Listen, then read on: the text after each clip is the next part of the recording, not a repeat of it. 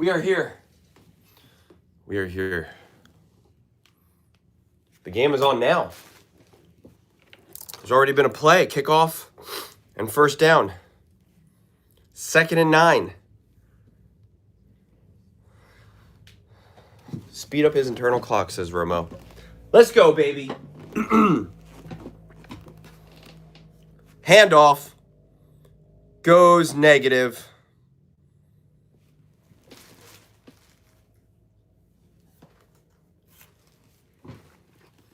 It looks cold and a little dusty there.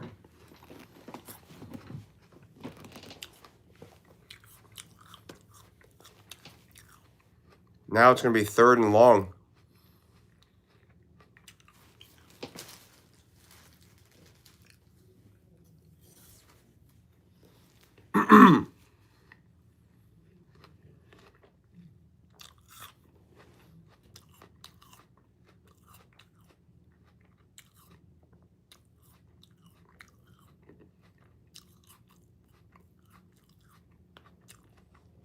Not a great opening drive for the Broncos.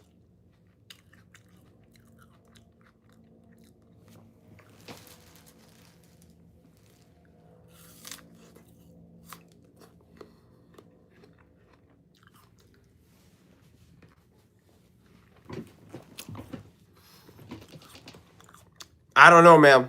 My Super Bowl matchup at this point, watching that opening drive for the Broncos, I don't know.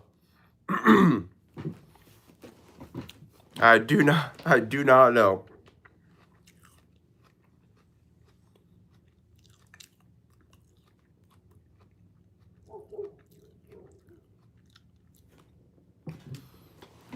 That's a great pump. I need to see something real fast.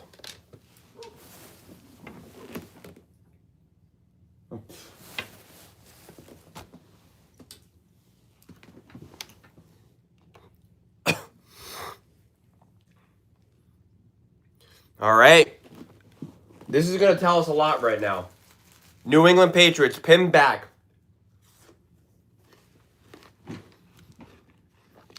What does the defense got?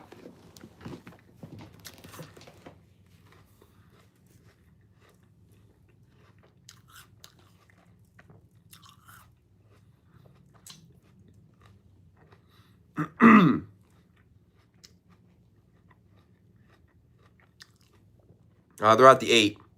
Not as bad as I thought. Hand off. Well, there you go. That's some positive yards, like 5. Already 5 times as many yards as the Broncos have.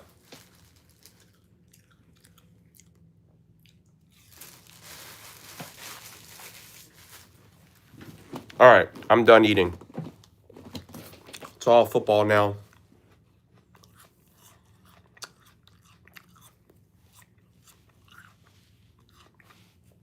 No, I can't show you the game. And this isn't going to be the worst Super Bowl. Big stop. 3rd and 5.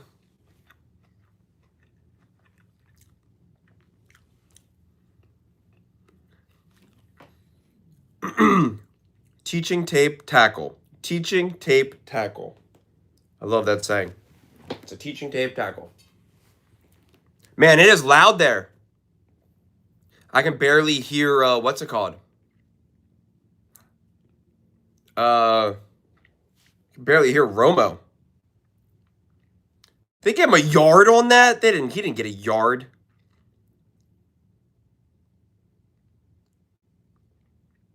Oh, broken up. Wow. Almost could have intercepted that. 3 and out for both teams. Let's look at this again. Oh! That should have been intercepted. Wow. That could have been the game right there, man. Wow. Man, I don't know who's available anymore, Lenny, for the Eagles. OC. I mean, seriously, they're pulling out all these random names right now.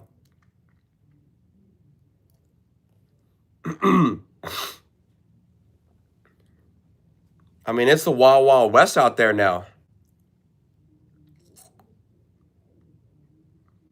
Wow. They had an interception, and that would have been an interception at what, the 15-yard line, the 20-yard line around? Wow. At least that would have been a guaranteed field goal, which could have been huge. If Joe Brady is available, grab him. I mean, might be the next best option, but I don't know.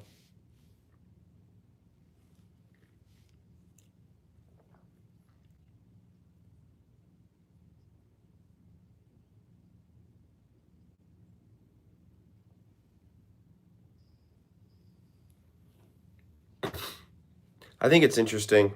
There's a couple. They're looking at the offensive coordinator for the Colts. Apparently, they haven't even interviewed Cliff Kingsbury, so they're not interested in that, which I thought was interesting.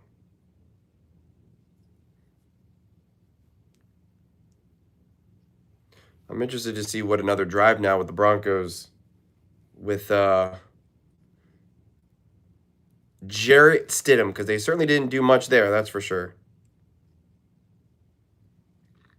2 handoffs and a throw that didn't even reach the line of scrimmage. 0-0.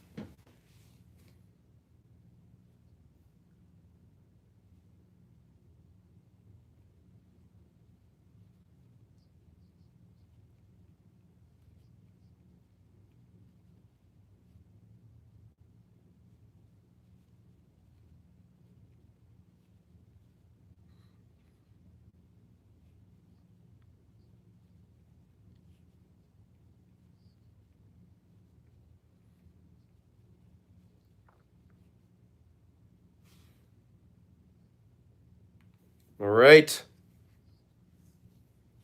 JCT. How you doing, buddy? Well, they did fool him. All right. Jared Stidham. Oh, boy. Oh, he's moving.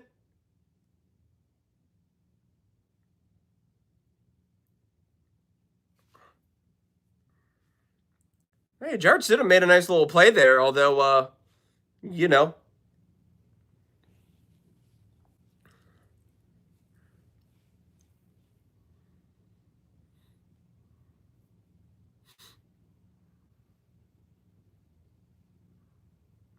First quarterback all time is 0 pass attempts in season to start a conference championship game.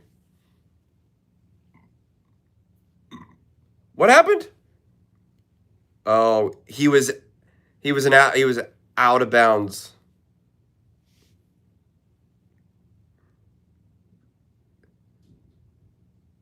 Oh my gosh. How do you not have the field awareness and you still didn't even catch the ball in the first place? He's been using his legs a little bit, so, you know.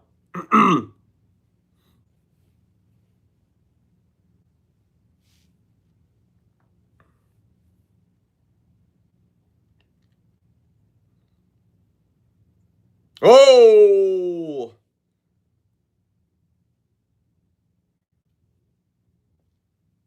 Mims had a lane for sure.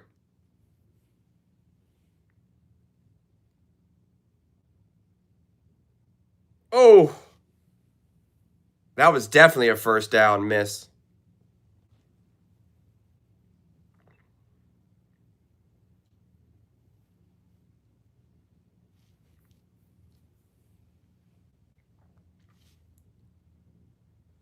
Third and 10.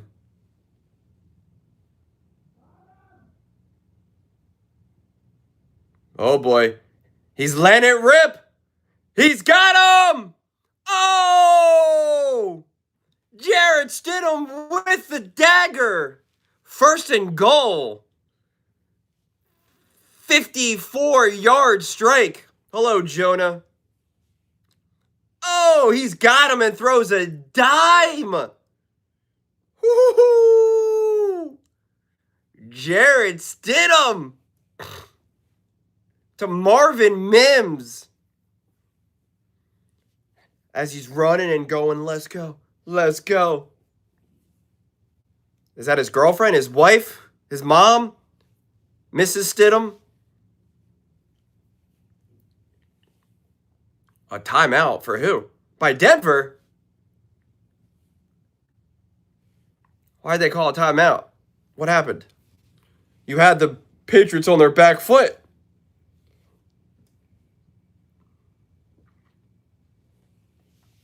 Oh, something wrong with who now? Mims?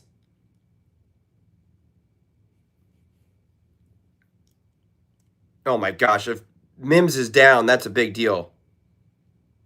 Oh, he landed right on his head. Hopefully he just cut his forehead or something.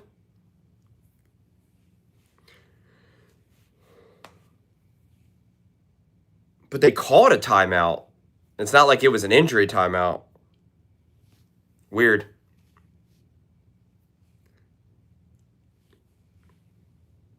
Man in motion. Ooh, a little trickery. Oh, what are you doing? He almost got a yard because he landed on someone that was on the line of scrimmage, but that was a weird play.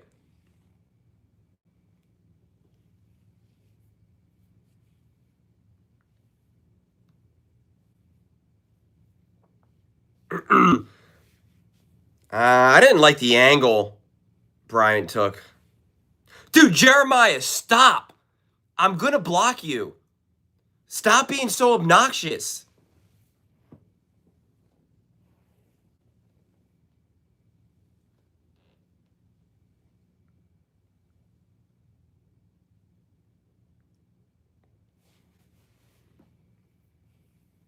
Cortland Sutton, 7-0.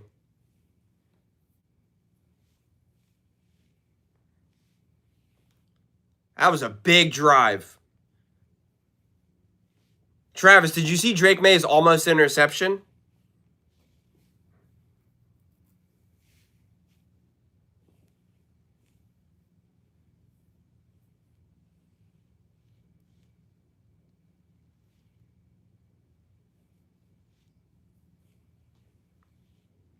Seven nothing.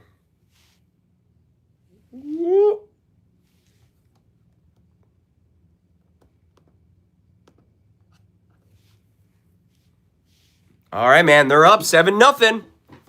Bo Nix is smiling with a hat on in the booth.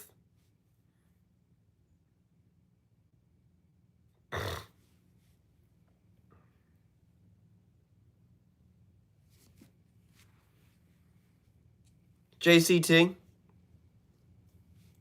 can I be honest with you about Nick Wright? No, I'm not. I'm not gonna be honest. I gotta censor myself.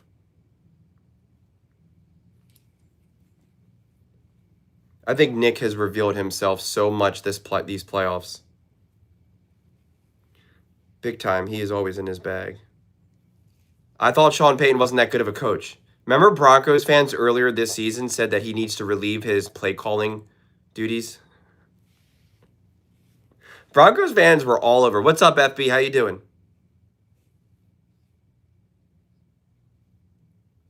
Why does it have that little symbol next to it? What is that symbol? What is that?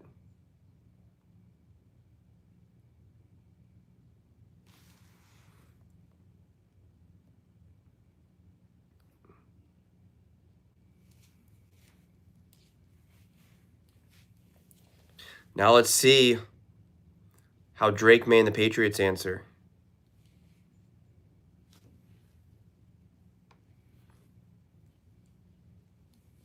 Well, the Broncos fans were all over. They're going to pretend like they were that they were sticking with Bo and Sean Payton this whole time. But they were like, Sean Payton is too old. He needs to relieve his play calling duties. And then they were like, get rid of Bo Nix and start Jarrett Stidham. Although Jarrett Stidham be balling right now, but still. They were like, Bo Nix is not good enough. They were definitely a little up and down. They were all up and down, and here they are in the AFC Championship game, up 7-0.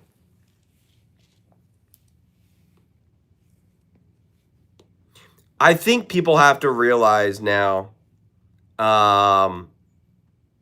backup quarterbacks are just different from 5, 10, 15 years ago. When you threw in a backup quarterback and it was like, oh man, I guess it's over. The way these offensive coaches roll now, man, the way how much prepared these backup quarterbacks are now, and just the level of talent in the NFL, when you have Mac Jones as a backup quarterback, Sam Darnold as a back. I mean, think about it. Sam Darnold was a backup quarterback. And now he led the Seahawks to the number 1 seed and are in the NFC Championship game. Mac Jones absolutely positively would have led the 49ers to the playoffs. And probably a playoff win against the Eagles. So we just can't go by the whole notion of so-and-so is a backup quarterback, therefore he's a bum and can't win and can't play. It's just not the same thing.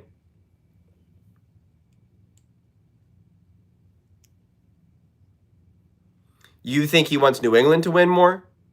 No, I think he wants New England to lose. He wants Denver to win because he could then be like, see, Bo Nix isn't that good. Look what Stidham did. And then he wants to be able to make fun of Wilds. Listen, I got news for you. Remember how I told you guys before that the show would change with the Chiefs out and the Patriots in and all of that? If the Patriots win the Super Bowl, you get way more doorstep of destiny type stuff and less Kansas City Chiefs banners. Nick becomes less of a focal point on the show.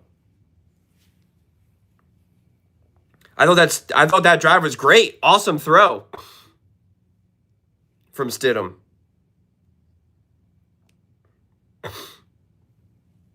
Drake May, 2nd and 6. Handoff. Ooh. Nice tackle. Found a nice little hole. 3rd and 1.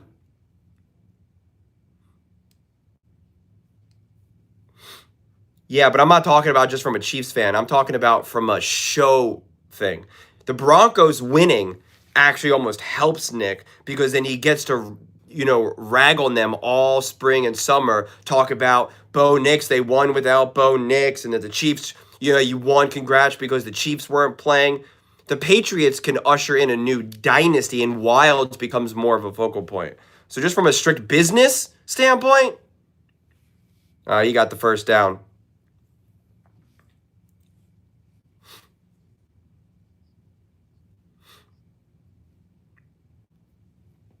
Because he even said on the show, I forget, when it was, he said whoever was playing the Patriots that next round, he said, I'm rooting for no matter what. I'm telling you, he does not want to have to deal with the whole Kevin Wildes experience.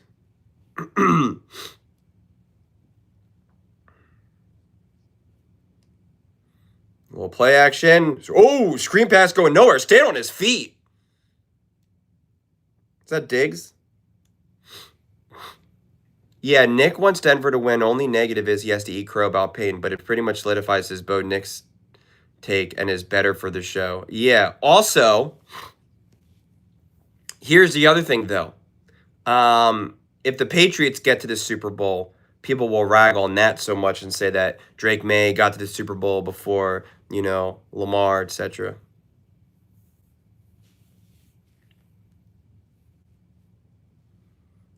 Yeah, Nick pretending like he's been this like Stafford truther is so, dude. As I told you, the playoffs this season have revealed so much. Oh, Drake May with the deep ball. Oh, good defense. That is certain indeed.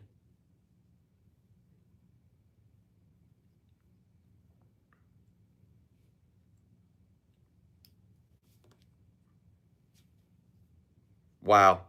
I don't even know why. I mean, I understand why Drake May is throwing that ball because he's letting it rip at that point, but you had no chance at that. No, you say that, but not with the Patriots. If the Patriots keep winning and they're a big focal point, Wilds gets more and more of a role of sharing takes. It's completely different now. It's been like that all season long, essentially. Play clock winding down, get it off. 3rd and 12. Oh, Drake May almost gets drilled. How did he get that off? Wow.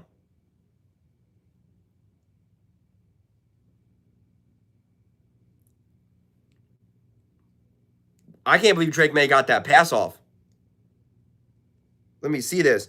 Oh, he just got that. That is a half a second off. And Drake May's getting crushed. That was actually good by the defender to not blow him up.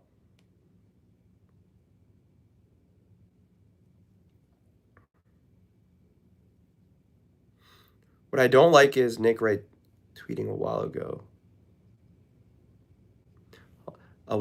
that whoever wins will have an asterisk because Casey is out. He said that? He actually said that? That's what I'm saying, dude. I'm so sick of that nonsense.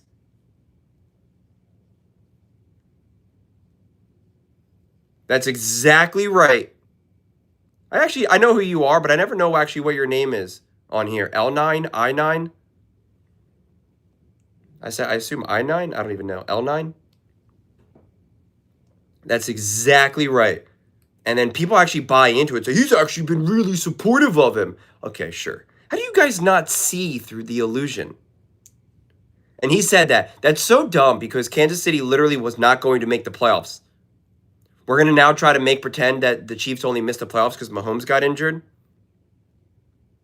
Also, then that means Matthew Stafford only won the Super Bowl because the Chiefs got knocked out. I know. Do you remember that, Travis? He said that recently. He also made fun of someone's hairpiece or something. Yeah, that's what it is. That's what it is. I'm not going to call you that, though.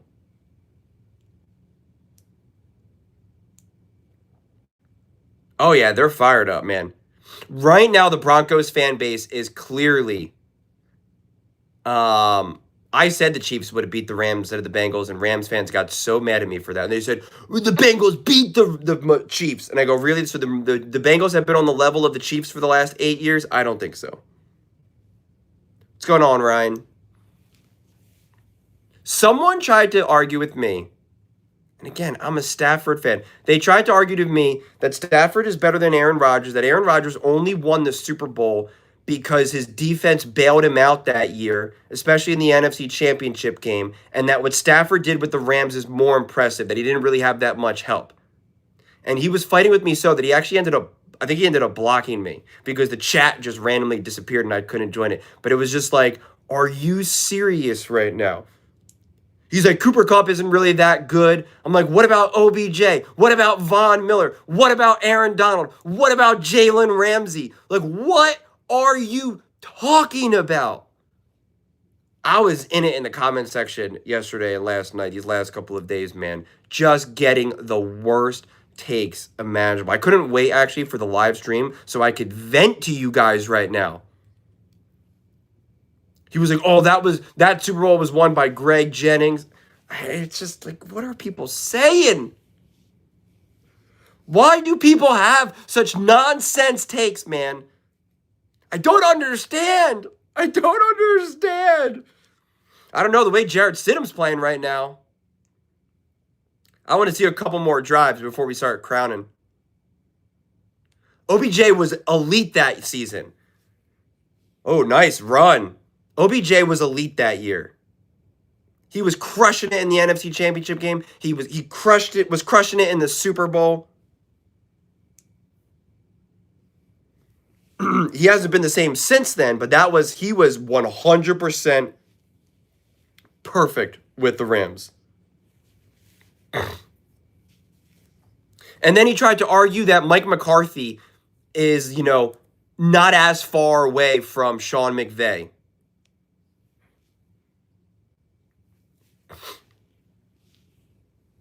He did not play one drive in the Super Bowl. Gosh, you guys just make stuff up. It's unbelievable. I swear.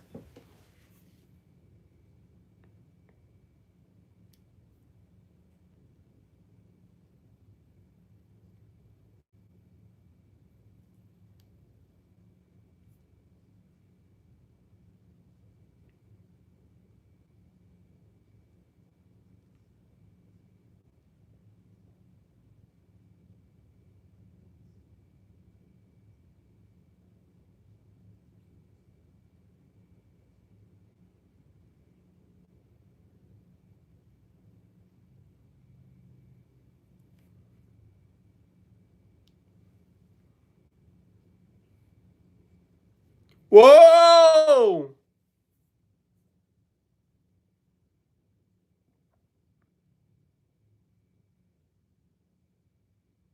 Jarrett Stidham with the run.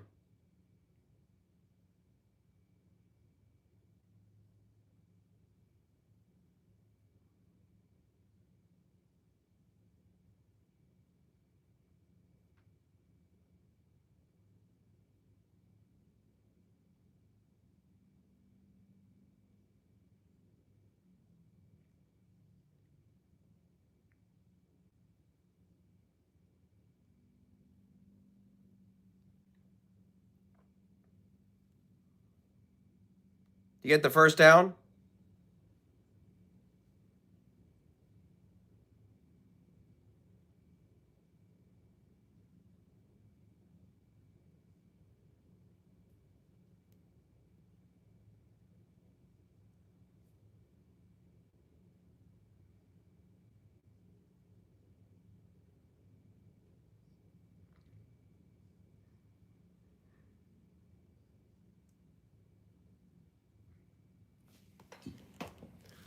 First and 10.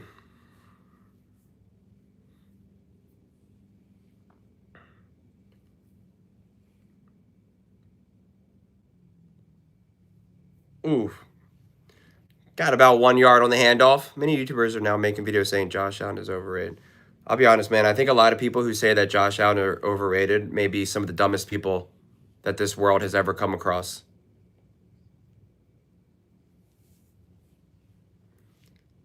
Justin, tell me how you really feel about Denver.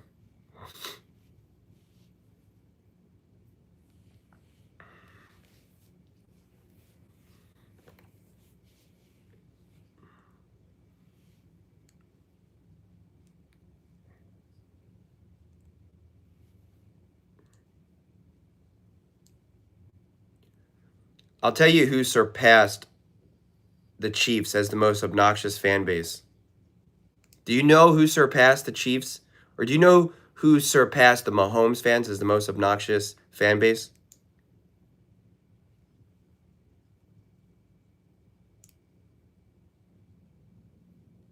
Welcome, Samuel.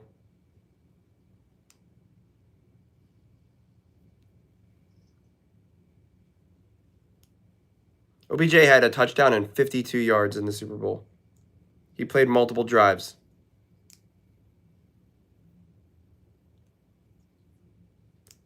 They didn't score a touchdown on their opening drive. Travis, look up MJ the Eagles fan. Who's MJ the Eagles fan? There are little Eagles fans like MJ the Eagles fan that say that Josh Allen never makes winning plays. I don't think that guy's very smart.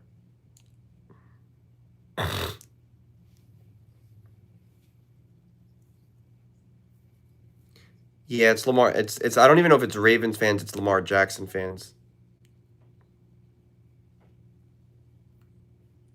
They have actually surpassed Mahomes fans as the most obnoxious fan base.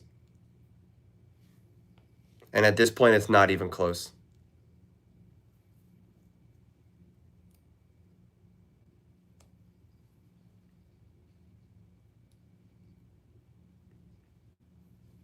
Travis, anyone who says that Josh Allen is overrated or doesn't make winning plays is not very smart.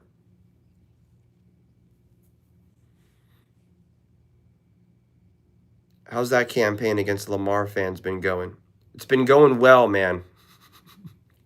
Why do I have a campaign against the Lamar fans?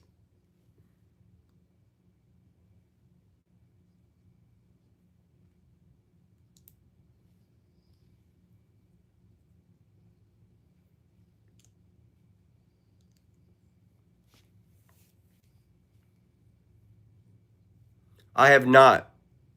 I plan on it. I added it to my list on Netflix.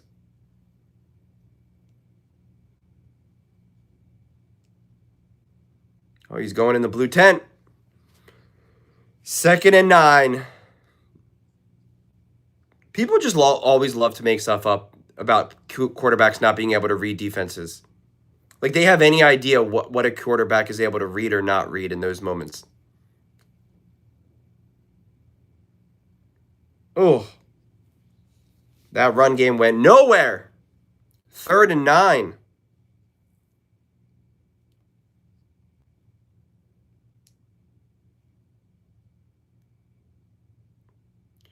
So the Lamar fans are so annoying because all I did was make a comment about Jesse Minter and the defense and the playoffs, and they just got so upset saying that the defense is why they've lost the playoff games. And I'm like, no, it's not. You held the Chiefs to 17 points in the NFC Championship game. And the play calling, the plan of attack was bizarre. And they're like, well, we gave up 27 points against the Bills. And I was like, well, one of those is because Lamar fumbled and you had them at the 24-yard line. So that was an easy walk-in touchdown. He goes, well, we still gave up 20 points. And I'm like, how little of points do you want to give up on the road against the Buffalo Bills? Your offense was the problem that game, not your defense. And the guy's like, you're just so biased for Josh Allen. And I'm like, how am I biased for Josh Allen when I just said that the Ravens defense actually did a good job of slowing down Josh Allen in the playoffs?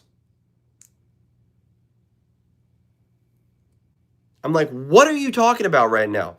And then another guy in the comment section was like, well, Jesse Minter can help Lamar read defenses and get better at it. Like, that's the impact that he can have with Lamar.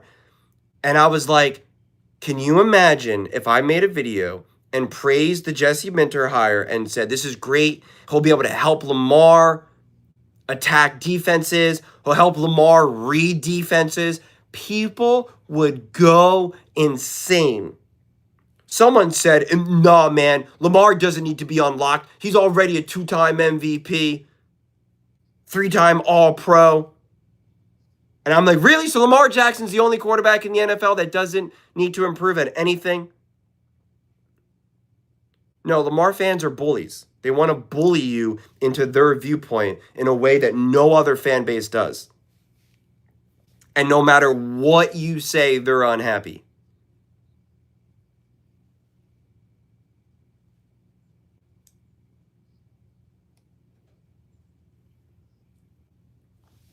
Second and 6. 2 minutes. 2 minutes. The crowd is alive. It's so hard to hear the talking, the commentating.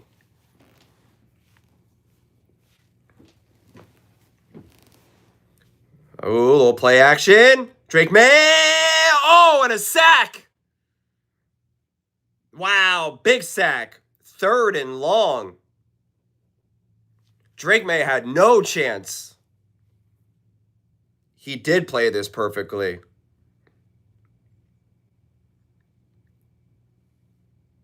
Oh, yeah. At most, he could have maybe turfed it. Oh, almost face mask.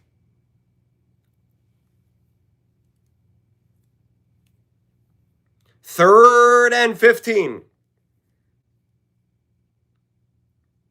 Oh, he's got time. Oh, he checks it down. Incomplete pass. 4th and 15. Dale on a pick side is a Lamar Jackson fan, and he asks, when will we finally say that Josh Allen is overrated in the playoffs? Yeah, that's one of the dumbest takes ever. Yeah, I'd have to see a replay. I don't think it was a horse collar, but I thought it was about to be a face mask. Josh Allen plays better than Lamar Jackson in the playoffs, and it's not even close. It's not even close. I'll be making a video eventually. I made the graphics already of what Josh Allen has done in the playoffs. It's pretty amazing. I have such a great graphic that I made all Friday night. It just reveals how dumb people are, honestly, and how confused people are, how ignorant people are, how biased people are, how much of a clowns people are.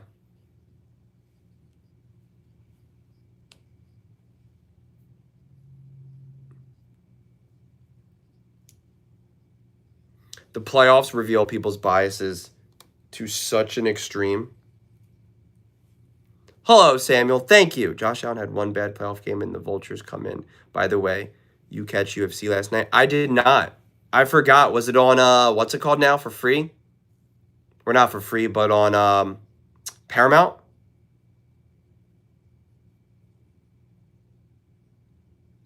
What do you mean, how are either of these teams here? They're both great teams. They're the 1 seed and the 2 seed.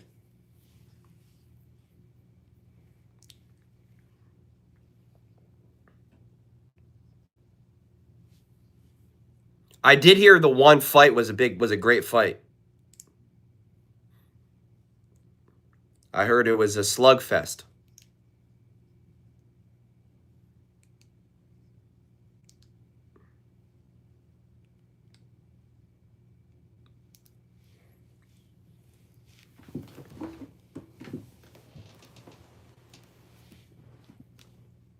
It is always crazy that UFC was always pay-per-view.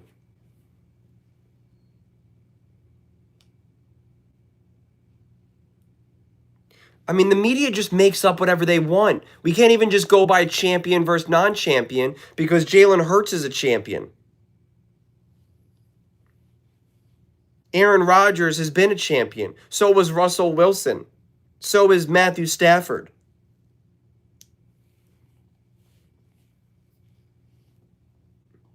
I mean, we people listen to Cam Newton's opinion now like it's gospel? Like what? Like Ryan Clark's opinion is gospel?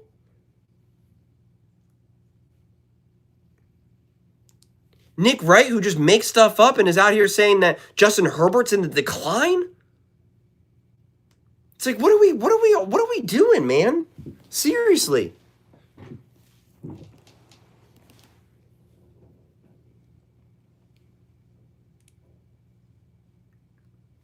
I don't listen to Dan like he's gospel. And I use his takes when he's talking about like film breakdowns and stuff. And coordinating and coaching and quarterback play. Not who's top 5 quarterback of all time.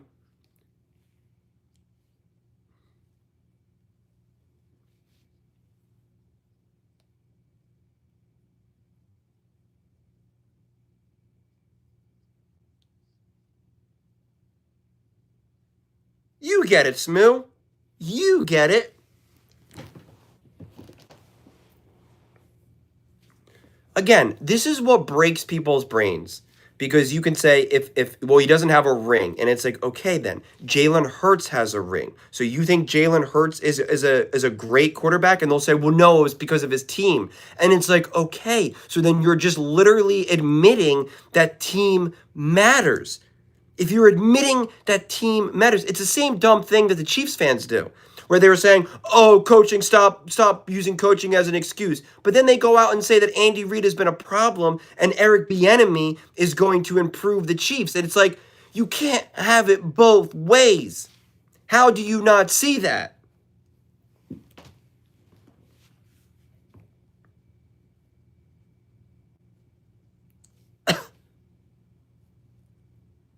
He is great at making things sound like the truth. And Danny called him out for the whole sleight of hand. And it doesn't work on me. I see right through it. Works on other people, not me. The audacity to say that Justin Herbert's on the decline. Or that Matthew Stafford has been the best playoff quarterback under only Patrick Mahomes. It's got to be one of the worst takes I've ever heard.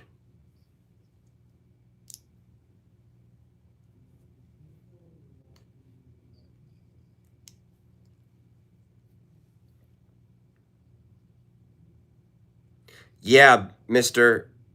The Broncos defense is in full force right now. Broncos defense has been awesome.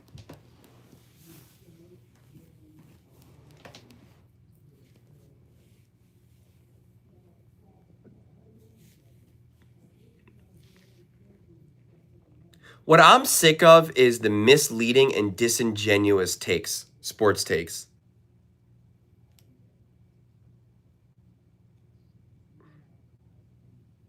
Especially from the people who I know are smart enough to be able to know the difference. Who I think are smart enough and know exactly what they're doing. And quite frankly, I think it's pretty disgusting. When you're smart enough to know what you're doing and you still do it, I think it's really disgusting. Do you know how easy it is for someone like me to be able to cook the books? Video after video after video. I can manipulate the data, leave out certain metrics, and make the argument for literally whatever I want at this point. There's just so much data out there. And so when people willingly do that, I find it disgusting. Like trying to make up and paint the picture that Baker Mayfield is an all-time great playoff performer. It's like, what? Now you want to throw out context completely out the door?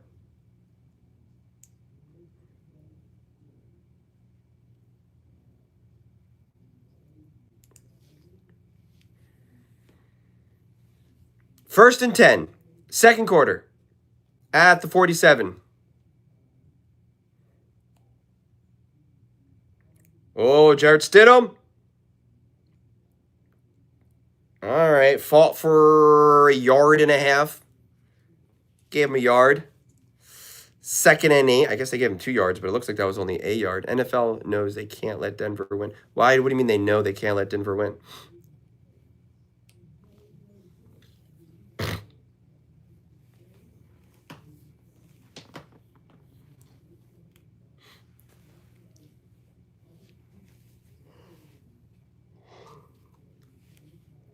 Second and 8. That's not true at all. Denver has the most popular fan base right now left in the playoffs. It's not even close. It's absolutely not even close. The Denver Broncos fan base is way more intense out of the other 3 teams, and it's not even close. It's not even remotely close.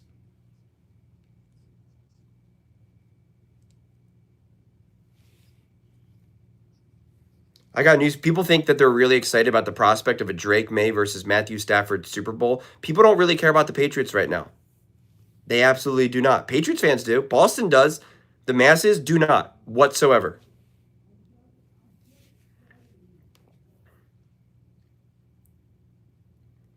Oh, nice little pass. Jarrett Stidham converting on 3rd and 3, 1st and 10.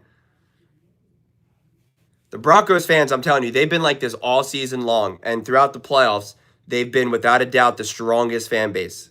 It's like it's not even a debate from my experience.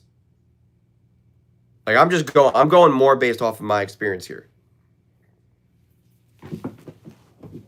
Considering how dominant and amazing the New England Patriots had been for all those years, they do not have this big, large, massive, we show up everywhere fan base, which I thought was pretty surprising.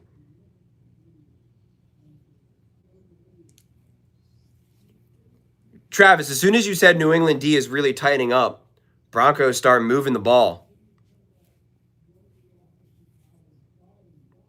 Nick just makes stuff up.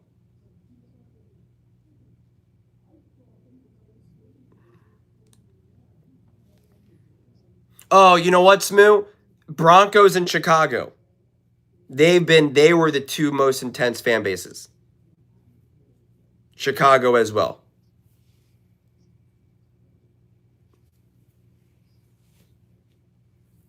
And the Chargers. But the order was definitely Broncos, Bears, and then probably Chargers.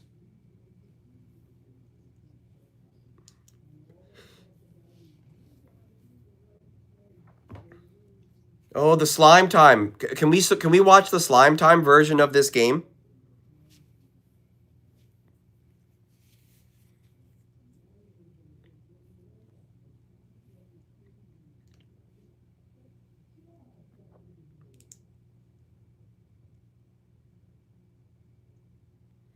Well, now they've been able to run with at least some level of consistency, like at least because earlier in the game they kept getting a lot of no or negative yards.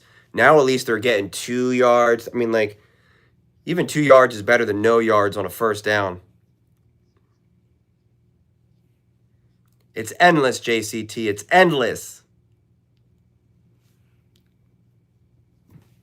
Kadro, what's going on, man? How you doing?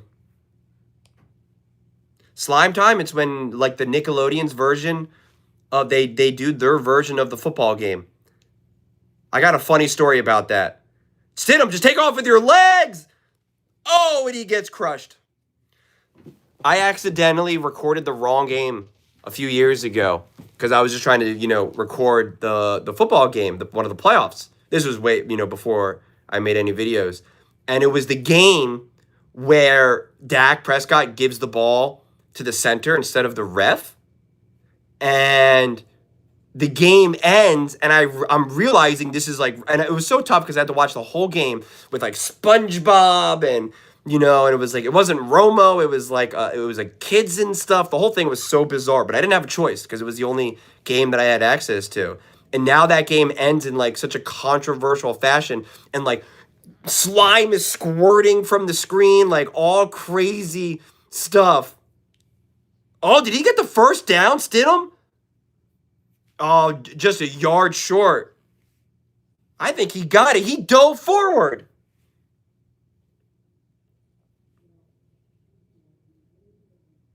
Are they going to go for it or just kick the field goal? Just kick the field goal. He dove. He got it. Oh, no, he just short. Well, hold on. I still got to finish my story, Travis, but I want to see this in a second. I want to see if what they're doing here. Oh, they're going for it.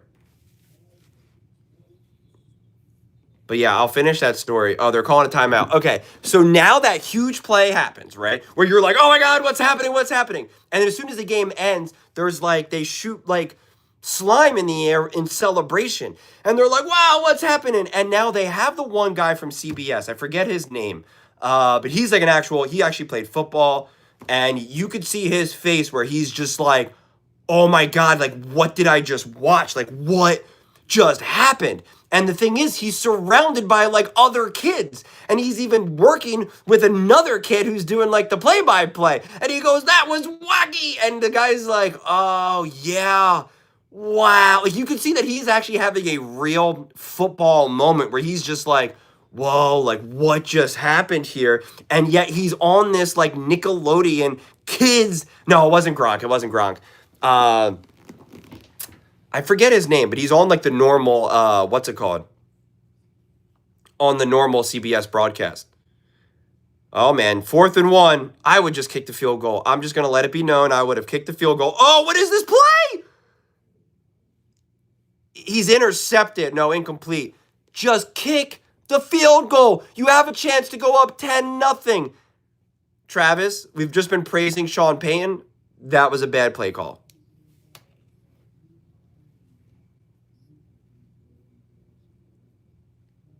Romo just said, should have kicked that field goal. No, it wasn't Jim Nantz. That's what I'm saying. It was, here, I can look it up right now. CBS. He's usually on the halftime crew. So what can I do? Halftime crew? Halftime crew? James Brown. You have James Brown. Nate. I think it's Nate. Is it Nate Burleson? Yeah, Nate Burleson. Burleson. He reminds me of my friend.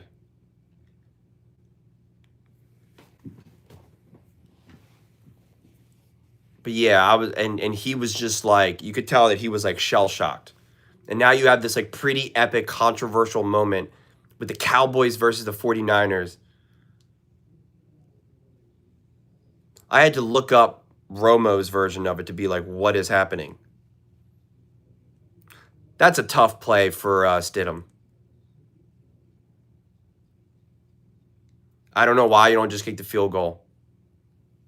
I mean, especially because the Patriots had been good in these short yardage positions. So just kick the field goal. You're up by 10. Now at least gives you a margin of error. It gives you a margin of error. You can now give up a huge play to Drake May and the Patriots. They score, and you're still up no matter what. Now you mess up and you give up a huge play. Now you're tied. Now you're back having to put pressure on Jarrett Stidham. I just don't understand why coaches don't understand that it's okay to like manage that aspect of a game. They get so tied to the idea of like, this is the way we're playing, this is what we're doing, like Ben Johnson did with the Bears against the Rams. And it directly led to a loss. I think you said this, Julian, but the Broncos' biggest advantage is the fact that City has barely played and Sean definitely changed around his offense. So it brings uncertainty. Well, it's definitely hard for the Patriots just don't know. Like, even Romo kept saying, oh, I think they're going to do a screen pass here. I think they're going to do this. And they haven't, right? Like, they're just letting him throw. And that is definitely Sean Payton coming from the approach that they're like, they're thinking that we're going to be, conservative here. We're treating Stidham like he's a full functioning quarterback. The field goal was definitely the right play. It makes no sense. Thank you, Kadra. I appreciate it. Thank you. Drake May. Oh, he's tackled up. Oh, and a sack. He's already been sacked, I think, definitely at least twice, maybe 3 times. And he's been hit like 3 times at least.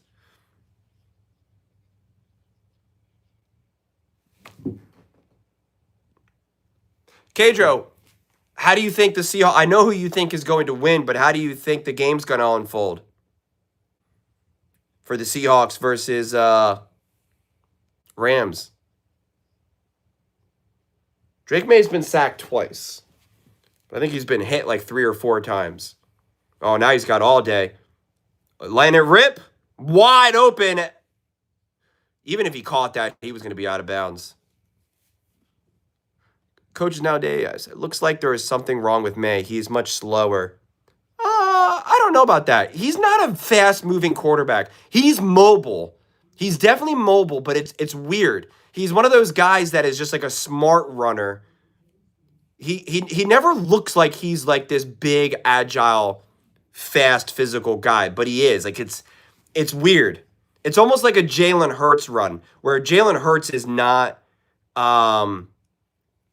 Hold on, I want to see this play. Oh, he's landing a rip. Oh, big throw, big catch, first down. They needed that one. Drake May has always been like almost like a similar style in terms of like Jalen Hurts can run, but Jalen Hurts doesn't look quick. Jalen Hurts doesn't look fast at all, especially compared to like a Lamar, a Kyler. So there's always, oh wow, he bobbled that. Let's see this again. Wow, went right through his hands.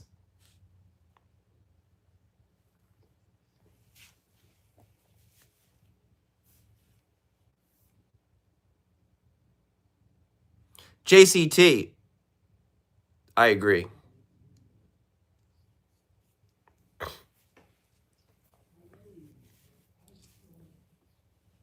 It's just no surprise that both these teams are in the AFC Championship game. 2 great run teams. Notice how 4 teams that are in the conference championship games are all incredibly well-run organizations, well-coached organizations, well-organized organizations, disciplined organizations.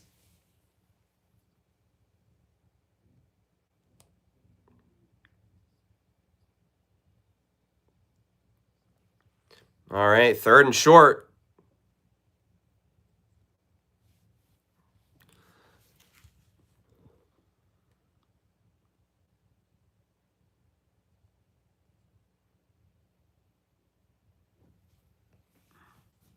I just don't see how it's not going to come down to the wire, honestly. But if Sam plays great, then Hawks win.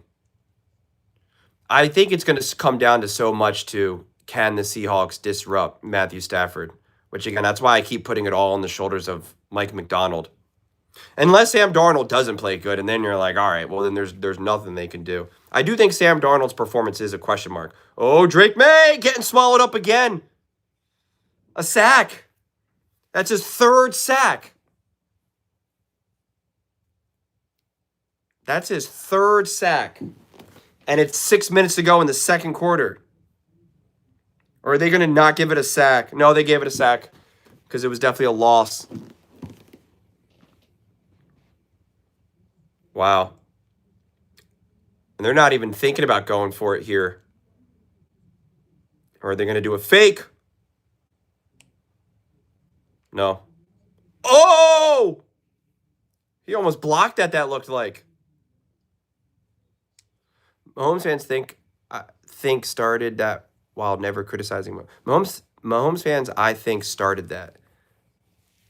Oh, the Allen thing? Because they just make stuff up. I think Sam will surprise people today personally. Yeah, I hope he can, because I want that off his shoulders, off his back.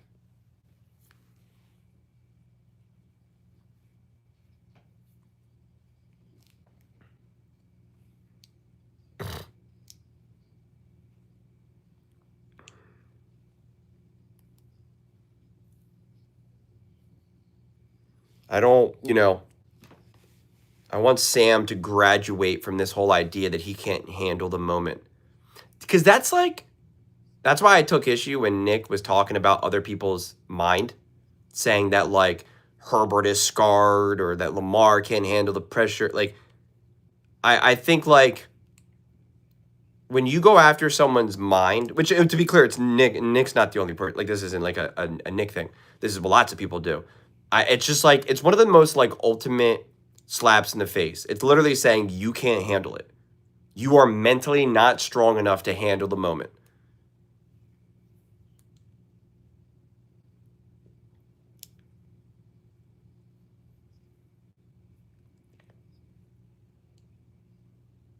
Justin really wants a Stafford Drake May Super Bowl.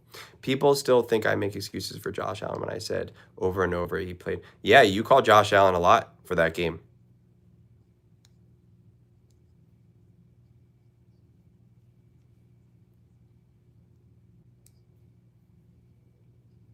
Well, those comparisons make sense at least because they're in the same division, right? And so they're set up to be rivals. I never said Embiid can't. People who try to use that against Embiid are the most biggest clowns ever. Embiid's body breaks down on him. And the Sixers are a terribly run franchise. Trying to act like Embiid can't handle the moment or that he hasn't sacrificed his body and has been injured year after year. Going after Embiid is one of the sleaziest, lowest things that any person can do when you realize how that man's career has unfolded and how many injuries and surgeries that he's had to go through. And the players around him.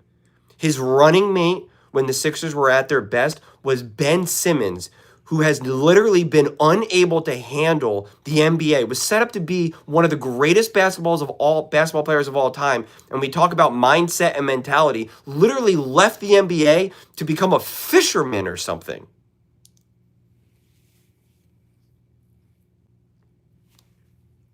I know, Travis. That made my brain explode when he talked about that. He thinks that's why he lost against the Patriots, that he was scarred from the last playoff game.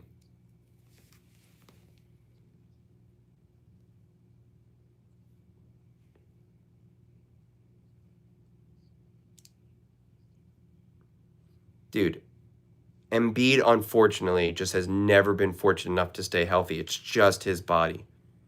And he's done everything that he can to get, because they're like, oh, he doesn't work hard. It's like, are you kidding me? He's done everything he could. He's played with broken eye sockets, concussions, torn meniscuses. Like, he's done everything he can. Oh! Thrown behind him. That was first down. I don't know. I'm still going to a hell of a game. Oh, he still should have caught that, though. It was it wasn't a great pass, but he knows it. He put his hand on his head. I don't know if you remember, but Nick was talking about the Sam deal with Seahawks and said the deal is fair because he doesn't think he's a better quarterback than Baker and Geno. Oh, I know. I showed that clip recently. Oh, nice little check down. Wow, nice little composure. The pocket started to contract on him. Stidham's a little comfortable.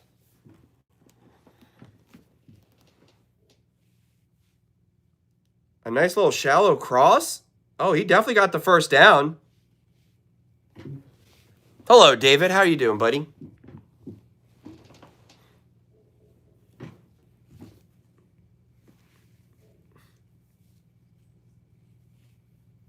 Eight first downs. The Broncos have 2 to the Patriots.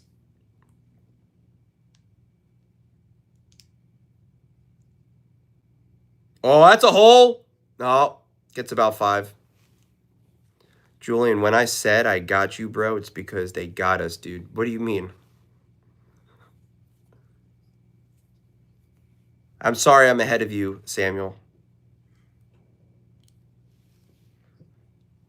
I'm either behind, I'm either ahead. It's impossible. Pat Bryant is questionable with a hamstring injury.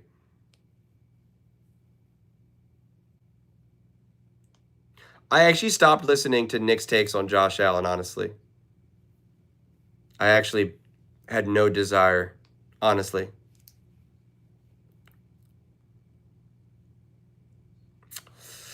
Third and 3-ish.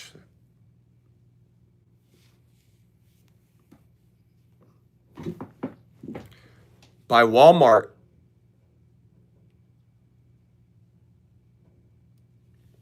Third and 4. They should have kicked the field goal. They could be up 10-0, 3rd and 4. Now they're at their own 33.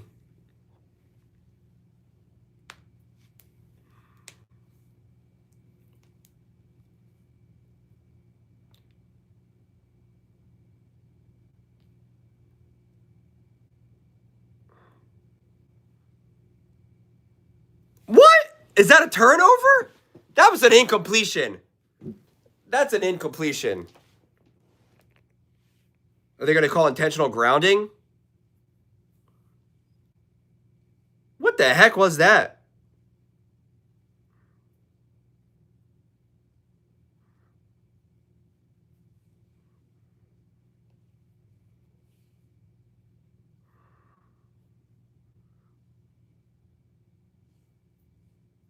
What is this? Yeah.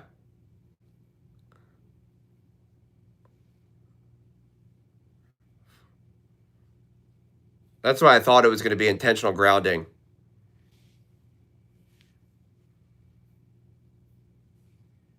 Now that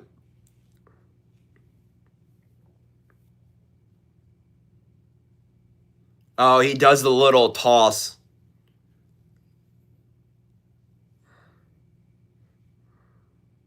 Yeah, he did his own little tossy toss.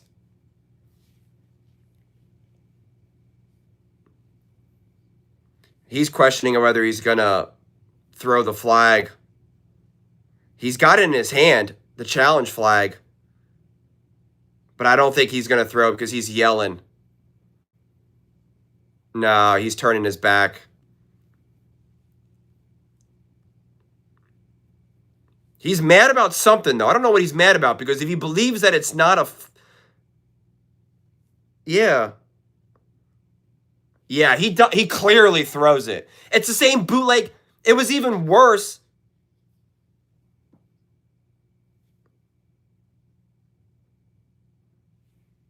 That wasn't a backwards pass. How is that a backwards pass?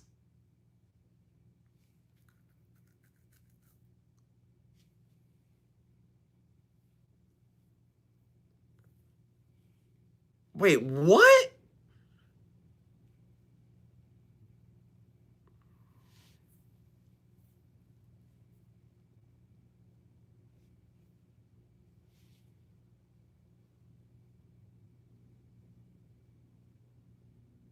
They're saying it's clearly backwards.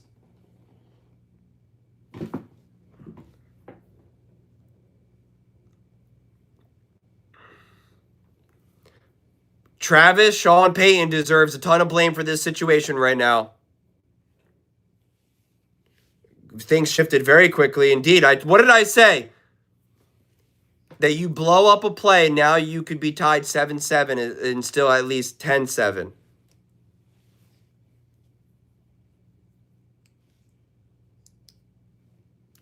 Questionable play calling at questionable times, questionable decisions. And this is where you get.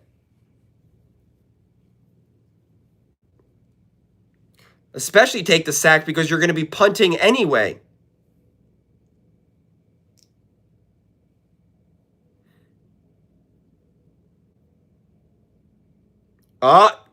Drake May, walk-in touchdown.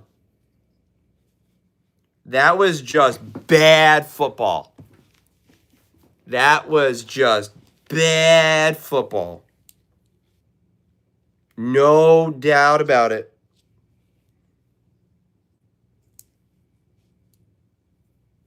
And it cost him, JCT. And it cost him.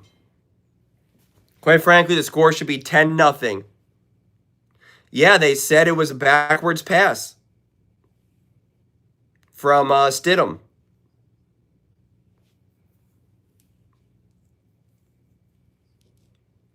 I'm not rooting for anyone. I'm just watching. But I didn't like that because I don't like bad football. That was just bad football. And I don't know how that was a backwards pass, honestly. I really don't understand.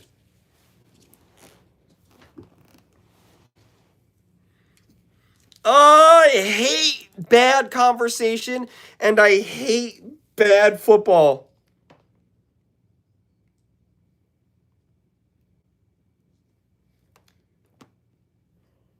I hate bad decisions. I hate bad football. I hate bad conversations.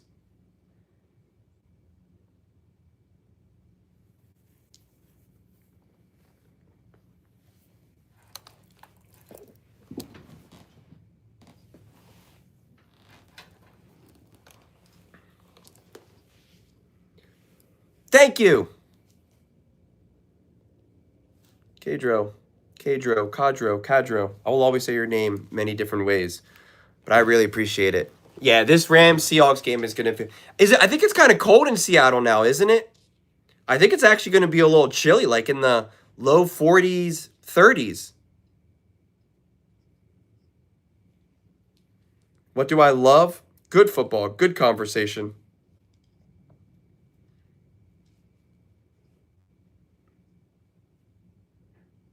That's not why they think I hate on Stafford. I don't think it has anything to do with Jalen Hurts.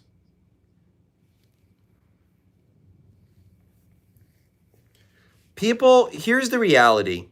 This is genuinely what they want. Me and Travis got in a whole debate with someone who said, Travis, this was so funny because Travis said your whole comment makes no sense because the guy pretty much said that I'm only allowed to criticize the Bears if I'm a Bears fan or something. And I was just like, sure, buddy, whatever you say. And Travis replied and said, that was a whole bunch of nonsense. And that guy replied and said, well, put it in Chat GPT and ask it to translate for you, whatever. So I did that. And it was one of the funniest things because it just ripped his comment apart. And I said, okay, I did that. And I just copy and pasted it. And he got so mad at it. It was so funny. I mean, it really, really was hilarious. And it was just like, oh my God. I'm trying to find it now. Because I just like, trying to see if I can find it.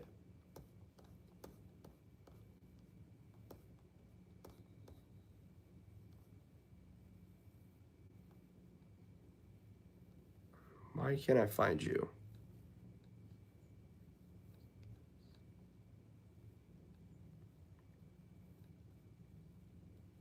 I'm still looking at the accountability thing. Hold on.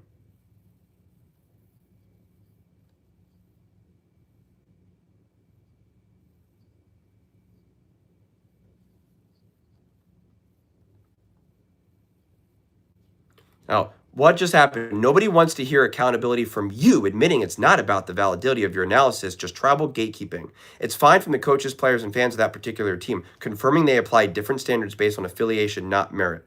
When you do it, sounds like you're hating because you focus on it and you're not a fan. Translation, your analysis makes me uncomfortable, so I'm labeling it as hate. But hey, if you want to keep complaining about having to make videos about it, you weren't complaining. You were explaining your role as an analyst. They're projecting. I won't be watching them anyway. Victory. They're self-selecting out of your audience. This is actually ideal because you don't want viewers who demand you to be a cheerleader. They're not your audience. They'll never be satisfied unless you're just telling them what they want to hear, which means they won't value your content. They'll complain constantly. They'll never be long-time subscribers. They'll drag down engagement with bad faith arguments. Every single person who's come at you today has essentially said, I don't want honest analysis. I want you to confirm my existing beliefs about my favorite player and team. When you refuse, they accuse you of bias, hate, and agenda rather than engage with the substance. You're doing your job correctly. The fact that tribal fans are self-selecting out just means you're building an audience that actually values analysis over cheerleading.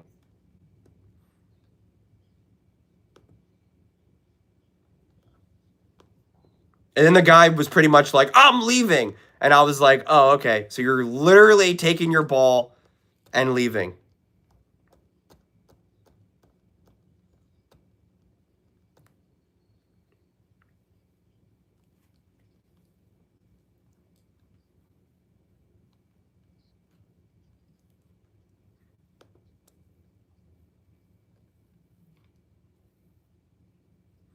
When I copied and pasted it again, he said, this is fascinating and genuinely revealing about the current state of sports discourse.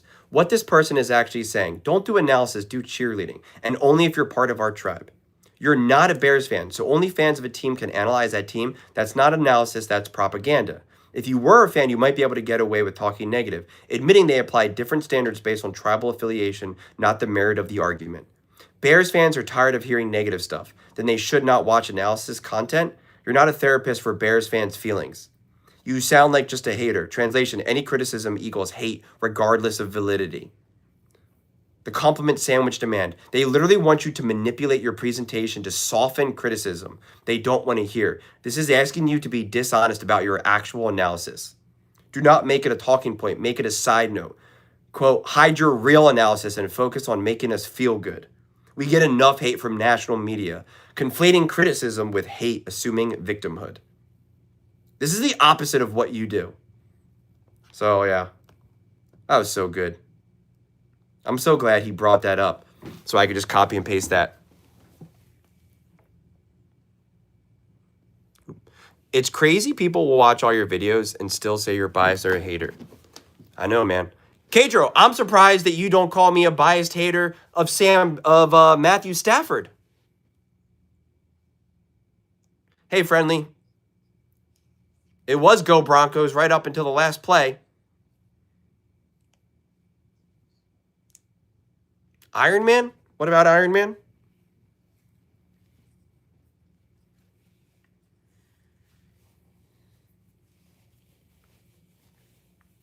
Hey, there's our man, Nate. They're showing us Nate.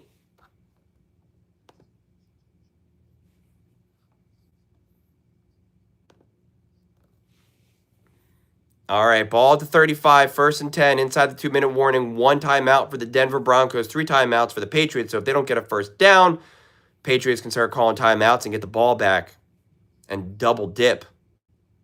Pressure's on. Almost intercepted, throwing to no one. 2nd and 10, 1st and 55, almost picked off.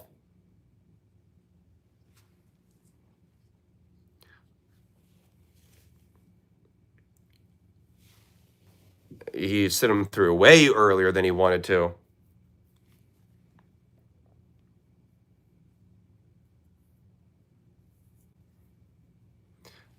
Wow. This game is about to turn in a snap.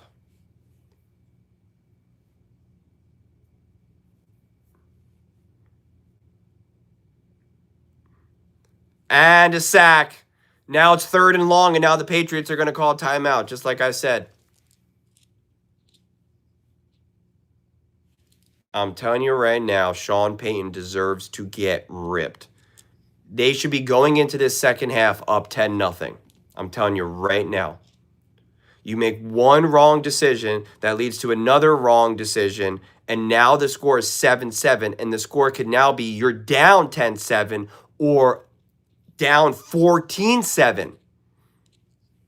You'll be lucky now if it's just 7-7 and the Patriots start with the ball.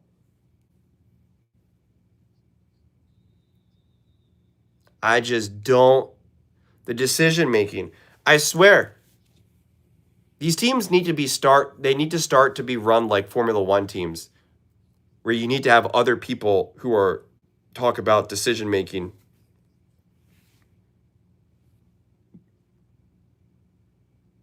Oh.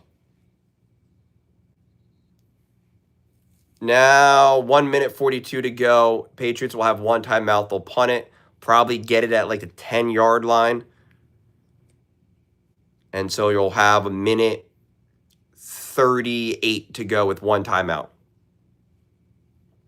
Drake May's not choking at all. But they just bailed him out.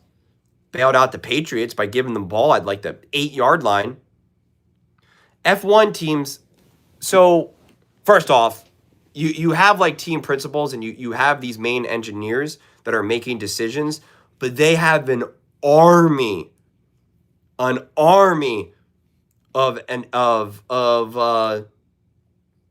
like analysts and data-driven people who they're communicating with actually in like their main offices literally across the world. And so when there's certain things within a race of like, well, what do we do here? Do we go long? Should we have a pit stop? You know, whatever it may be. Do we go on the softs or the hards? And you have all of the people who are essentially running all of these simulations and all of this data to look at it, process it, and then send it back now to essentially the head coach of the team to be like, this is all the information. What do you want to do here? So in that moment, even with kicking the field goal, at that point, it just kind of like feels like it just lands on the shoulder. What I'm ultimately saying is you can be an amazing play caller and an amazing head coach, an amazing game planner like Sean Payton, but I still think there could be tremendous value of having another person who's like, hey, this is the situation. I understand what you're thinking here, but like, this is why we should kick a field goal.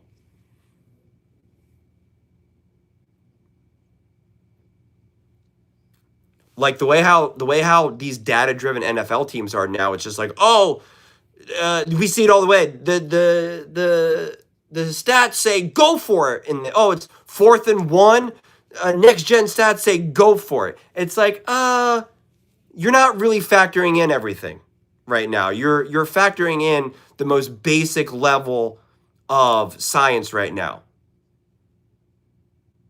of math. It's like pot odds in poker. Just because you technically have pot odds in poker doesn't mean you should automatically call. It depends on the situation here. And these data-driven football teams don't ever factor in any of these other situations. When you're talking about going for it on 4th down, the analysis needs to change compared to whether you have a backup quarterback or not. Are you at home or on the road? How well is your defense playing? How well is your offense playing? What did that drive look like? It was a big stop by the Broncos. 4th down. Are they calling a timeout now? Looks like they're calling a timeout now.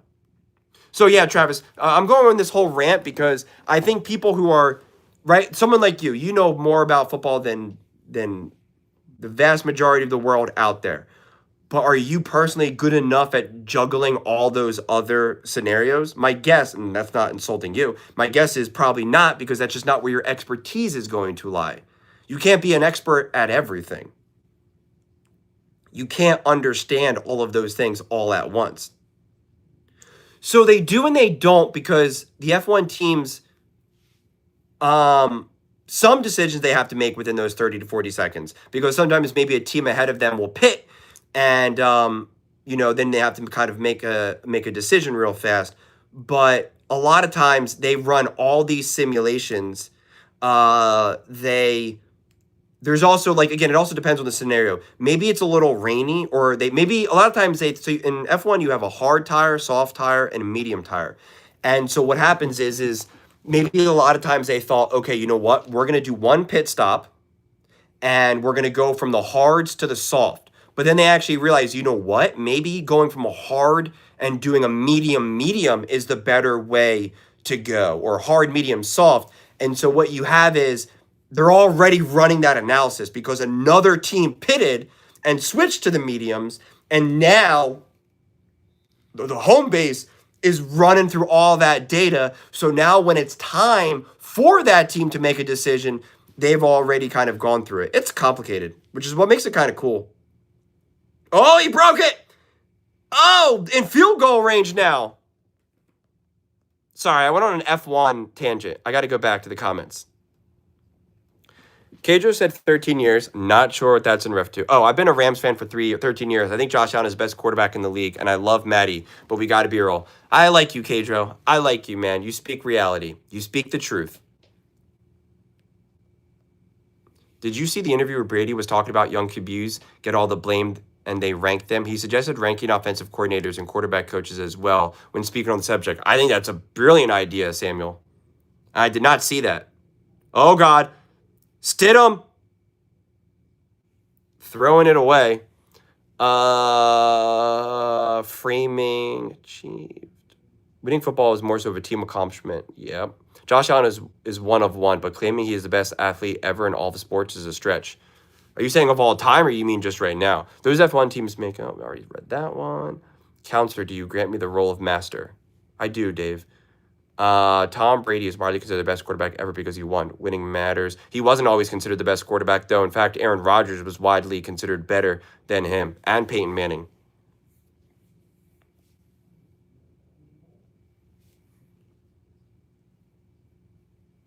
Oh, boy. Pressure's coming.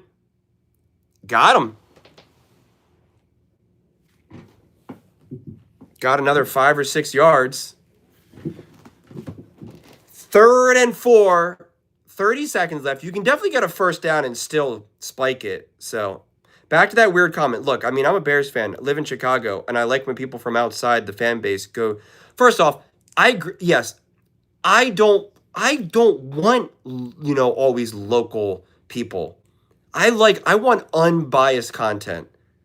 When you listen to the local stuff, it's like it's too biased. But his comment made no sense to me. And it is what a lot of people want. They just want cheerleading.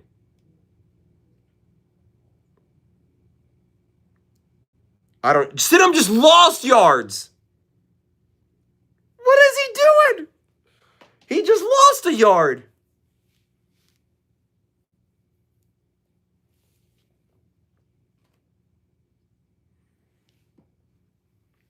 This got weird. The second quarter of this game was weird, man.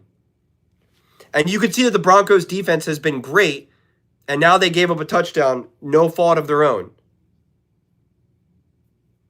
This is a 54-yard attempt. He missed it. He missed it. He missed it. He missed it. They should be up 13-0. They should be up 13-0. They should be up 13-0. This is absolutely... Smooth still has PTSD from how the Bears lost. I don't understand. I don't understand. Well, now the Patriots have the ball with 20 seconds left, and they're in good field goal. And they have a timeout. They're one throw away from kicking a field goal. Drake May dropping back, letting it rip. Oh, he skipped it. 15 seconds. They still got to pass, another pass. So if you ain't want your part, state which role you do. I got you. New England definitely go up. That was going to be a tough catch. Was that Diggs or Booty? I didn't see.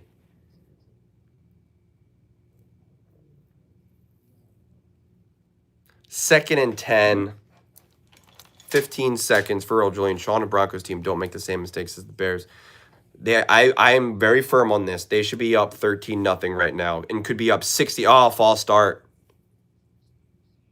Are they just going to hand this off now?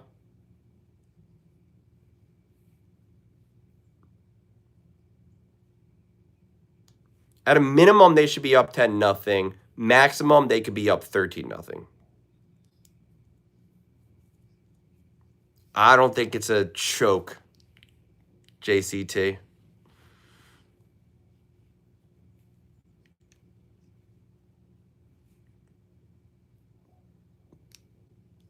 I think the defense is good.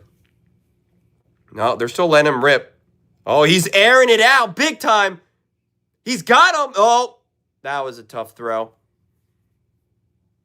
He kind of had a throw there. Hey, you know Dr. Voodoo. Well, I know a doctor too. Ooh, that was never going to happen.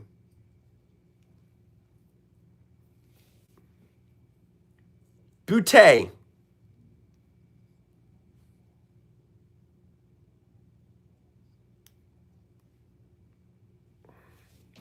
All right, they're still going for it. 9 seconds left. Drake May, he's running. He's going to get... Oh!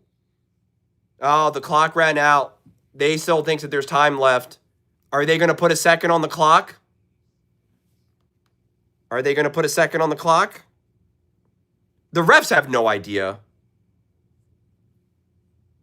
The refs have no idea. The refs have no idea if there's time left on that clock. They absolutely have to look at that. They have to review that. Let's see here. I do not know if that's the right call with 1 second.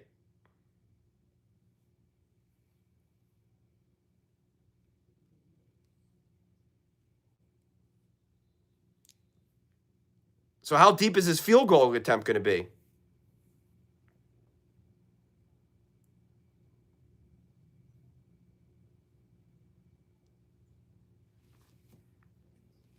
If they're down now 10-7, this will be so bad. How deep is this kick? A 63-yarder.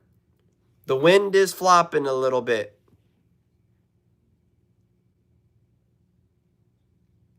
No. That wasn't even close. Wow. What a bizarre final couple minutes.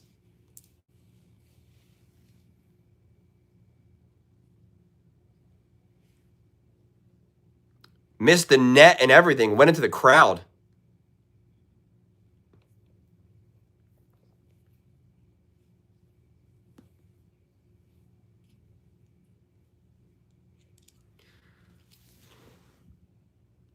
I don't think people realize just how great Aaron Rodgers was. Go watch highlights of Aaron Rodgers in his prime, and it's pretty insane.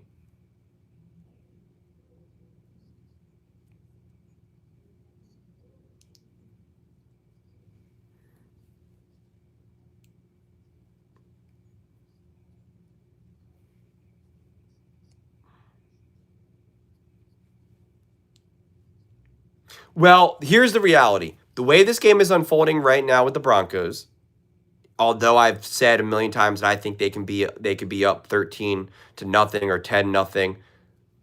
Even if the Broncos win, so far this game doesn't make you feel great about if you do win in the Super Bowl. You're less confident about the whole Nick Foles moment. If you could get 1 week contract for a coach and win, where would you go? If you could get a 1 week contract to coach and win, where would you go? Do I pick any team right now that is as presently constructed? Are you asking?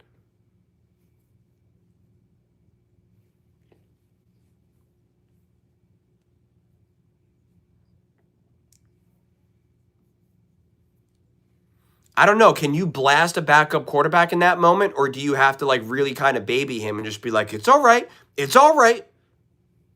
Like I don't, it all depends on the relationship with him and like what you think brings out the best in him. Because I don't know if you blast a quarterback, a backup quarterback in the AFC Championship game going into the second half.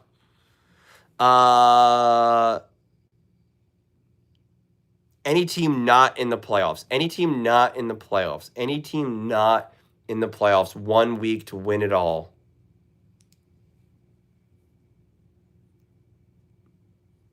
Let me think about it. Though he didn't ever him and Bo Nix didn't really ever have that. You've never seen them fight or yell at each other on the sideline. You've never really seen Sean Payton get on Bo. The one time Bo was yelling at Sean and Sean totally took it and was just like, I thought that was always interesting.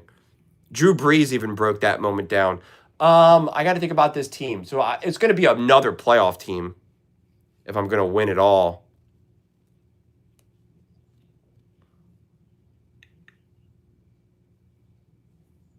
The Bills. I'd have to go with the Bills.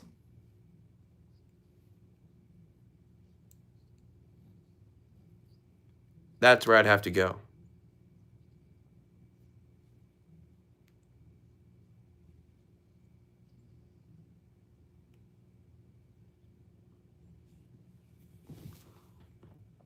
David, that is an insane trade. Nobody wins. No. I disagree with that for Las Vegas.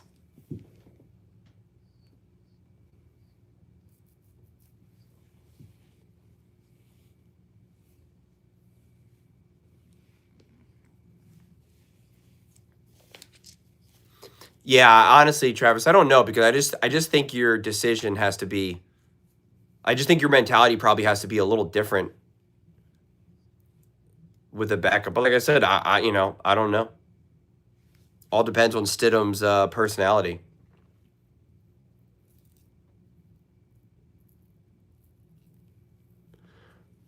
Well, because I'm trying to think, maybe the Eagles, maybe I'd be a better play caller than Kevin Patullo.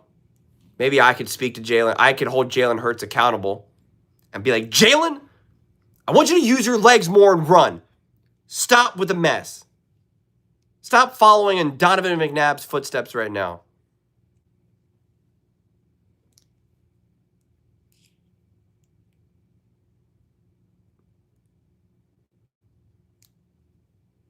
Because Mendoza has the opportunity to be an awesome quarterback, and you're not going to trade that to the Los Angeles Rams and Sean McVay. I mean, that would be absurd. Yeah, obviously it would be a huge win for the Rams.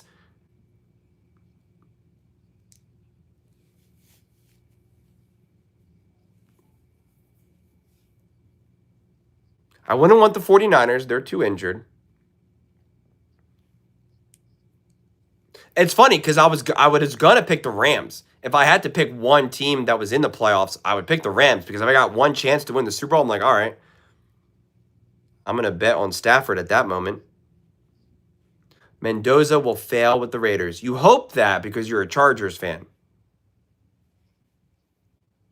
You don't even know who they're hiring.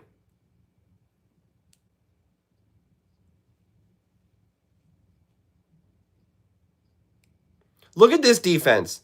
They allowed 72 yards, 29 passing yards, 3 for 8 on third, and the game's tied. Sean Payton, what are you doing? I am so annoyed. I'm not even rooting for one team, but I'm just so annoyed when bad decisions and a singular bad play changes the way the game is actually unfolding. Our pets' heads are falling off.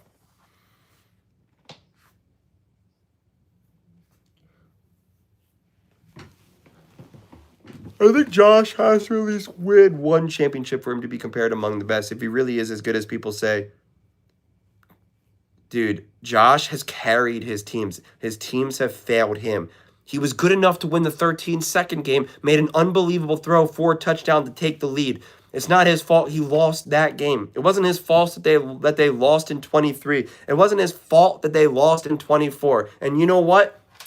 Newsflash, he wasn't great in 25, but it wasn't his fault they lost in 25 either, as he literally was putting them in a position to win that game.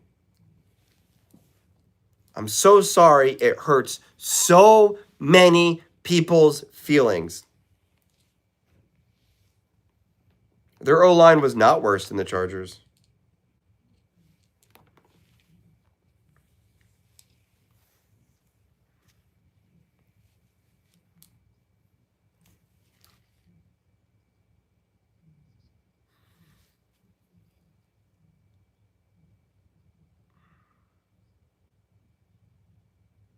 Yeah, also name me the quarterback who has carried their team to a Super Bowl and won. In the last 10 years, name me the quarterback who's done it. I agree, David.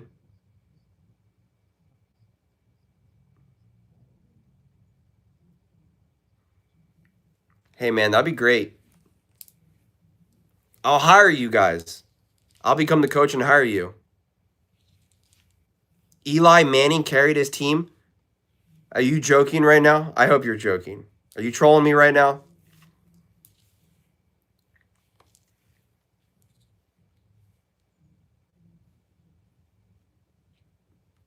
You're trolling me. You gotta be. Definitely not Nick Foles.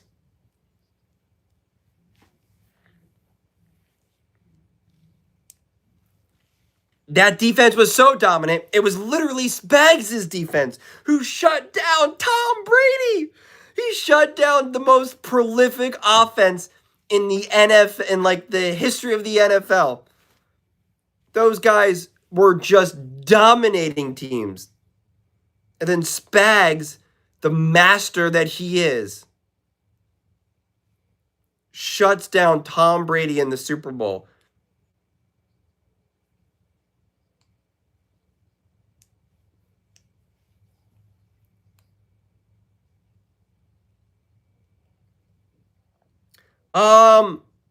I think Stidham showed us some nice moments and then showed us some moments when you're like, yep, that's why he's not a starter in the NFL right now. But I blame Sean Payton Cavante way more than I blame Stidham in this moment. Oh, I'm still pissed. I don't know why you don't kick the field goal. And then I don't like the play call, even if you're not. At that point, I'm just then betting on my offensive line to get me that extra yard then. At that point, I'm just trusting I'm just saying, okay, if we're going for it on 4th and 1, then I am trusting my offensive line to just bully.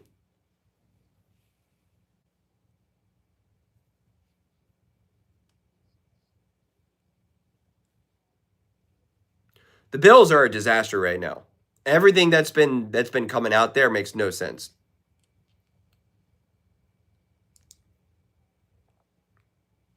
My overall thoughts are that the score should be 10-0 or 13-0. That the defense for the Broncos has been awesome, but because of some bad decision making, the score is now tied.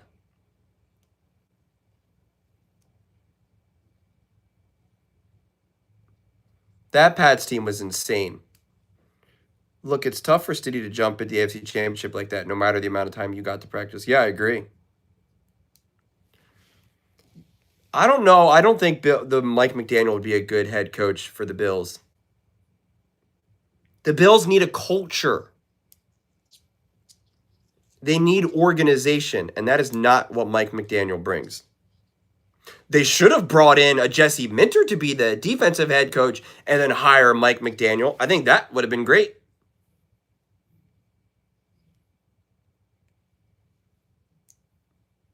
Definitely not Mike Tomlin for the Bills.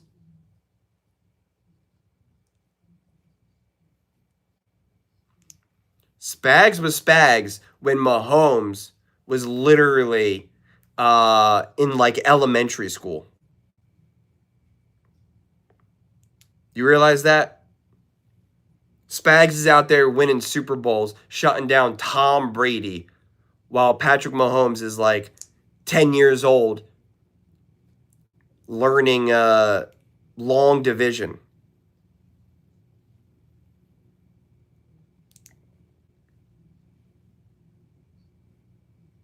Brian Flores. So the big thing is who do you hire as an offensive coordinator? Do you go Brian Flores and then bring in Brian Dable? Do we got Brian and Brian?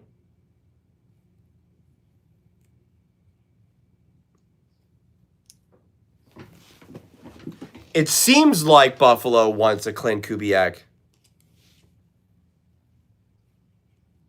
But then who do you get defensively?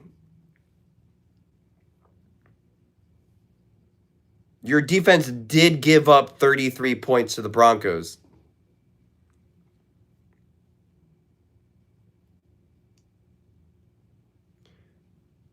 Ryan, there should have been three field goals made already. But because of Sean Payton's decision making, there hasn't been.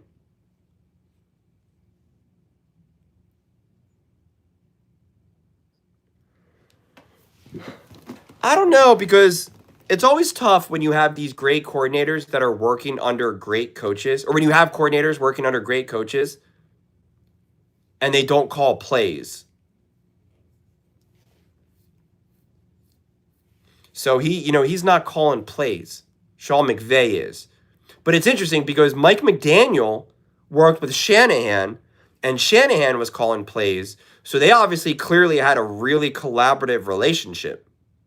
And if you listen to Debo at the time, when McDaniel left Miami, Debo was like bummed. He was like, Mike McDaniel's my guy.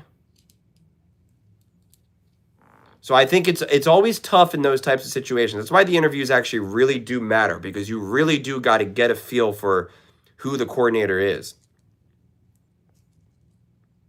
Well, you're saying if the Bills somehow get Kubiak, it shouldn't even be a somehow. If you want Kubiak, you should be able to hire him. You have Josh Allen as your quarterback. You're the Buffalo Bills. You pay him all the money that he wants then. If that's what you really believe, then you just go do it.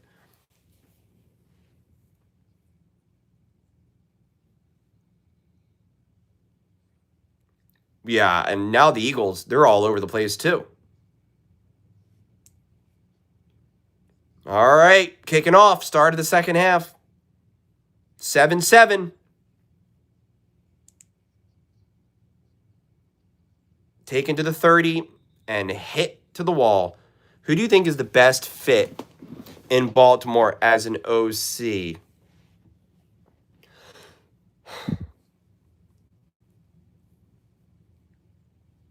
I don't know right now, honestly. I want someone. I think Mike McDaniel would be great in Baltimore. But I do stand that I think that team needs strong voices.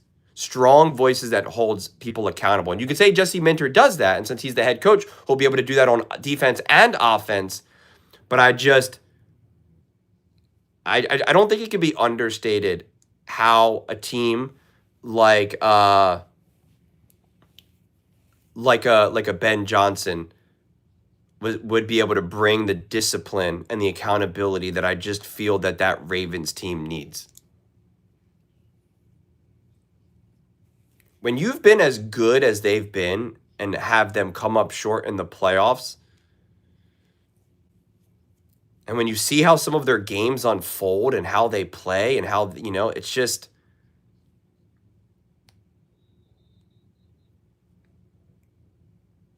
messier.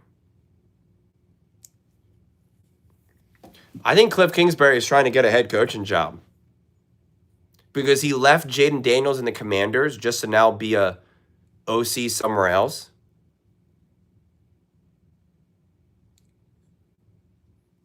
Well, they're trying to talk about getting him to Las Vegas to be with Mendoza. I think it's always hard to know how a college coach will do in the NFL. I think it's virtually impossible, honestly. Oh, did he get the first down or is he just short?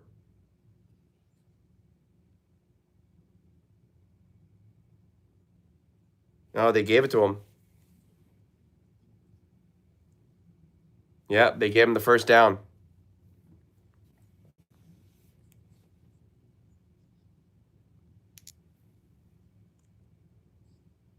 Oh, he definitely got it.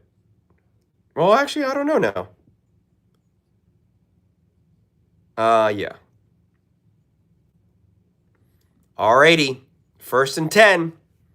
7-7 at the 41. Handoff. Cut back. Ooh. Got a yard. Could have been a loss of 3.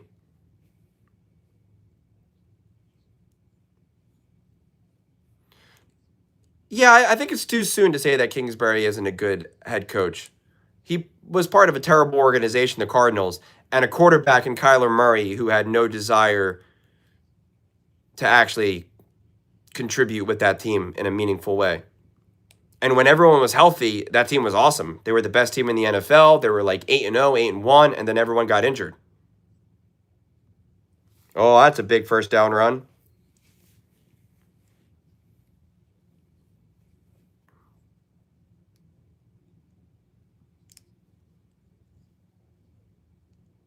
No, Kyler did not respect Cliff from the jump.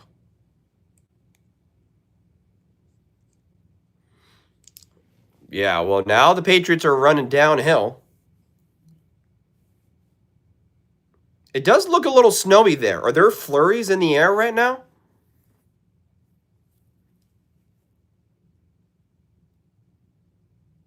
12-yard run on 2nd down.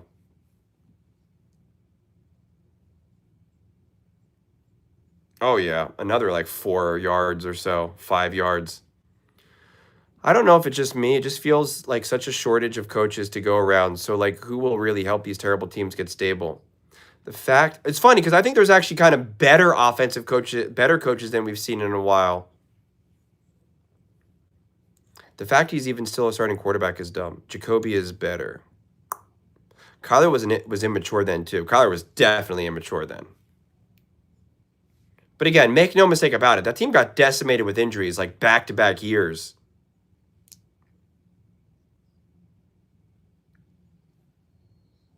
And then also, what's his face got suspended.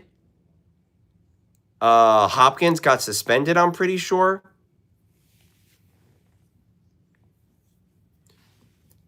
Yeah, I remember that one time, like, even Kyler was, like, screaming at Cliff Kingsbury.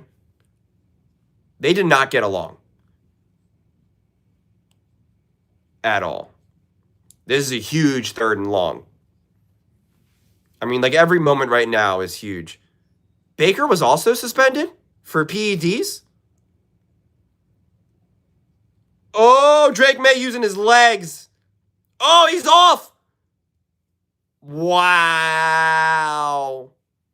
Big run by Drake May. See, that's the type of running that Drake May does.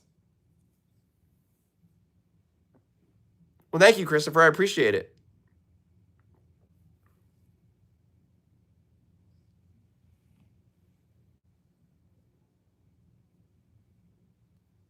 Well, I'm excited for the Chargers moving forward. I believe they are going to be significantly better.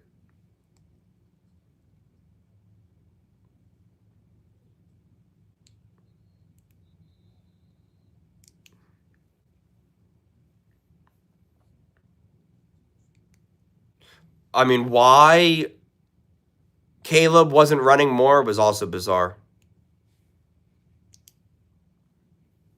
What game did you go to? Against the Eagles?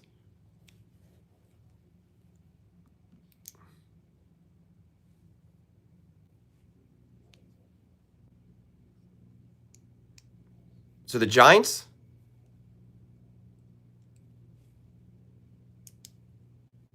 Oh, Drake May. Is he throwing it away? Yeah. 3rd and 10.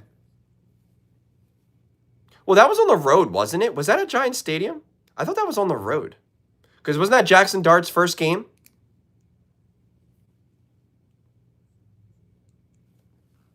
Well, I guess that was at home. That's why they were saying they got to bench Russ because they'll get booed at home. 3rd and 10.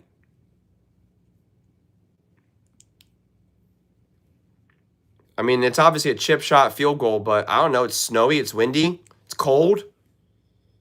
Never know. 3rd and 10. Play action. Drake May, a little dump off pass for a screen pass. Oh my God, they got the first down. Oh. It's just short. They're going to go for it here. They're going to go for it.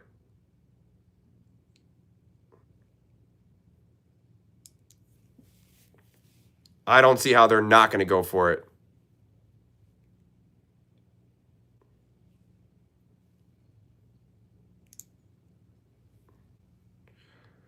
All right, baby.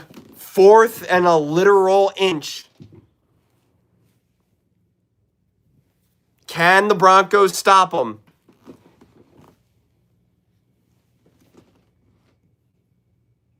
They called a timeout. Wow, the Patriots called a timeout.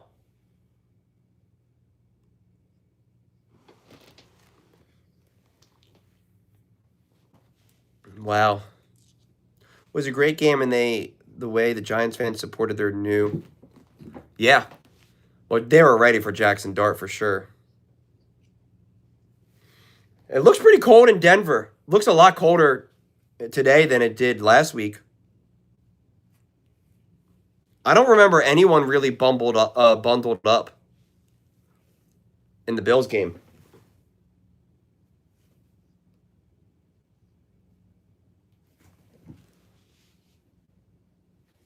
Milton Williams.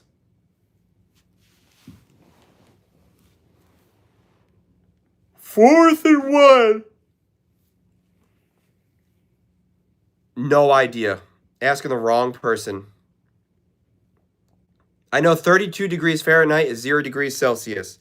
They're going for it. They got the big bodies in there. I don't know. He didn't get it. He didn't get it.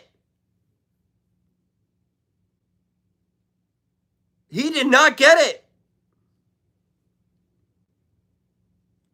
Well, now the officials are saying first down. What? What is happening right now?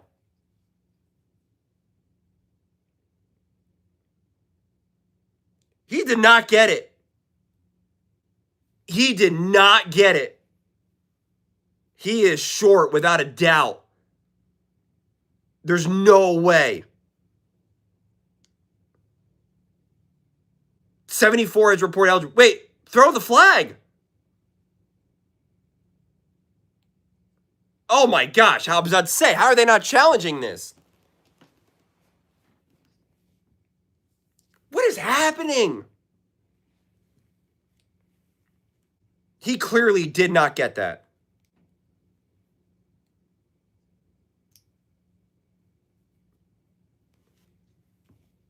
I mean, how did they not get replay assistance?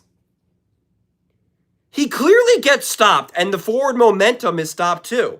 Forward progress.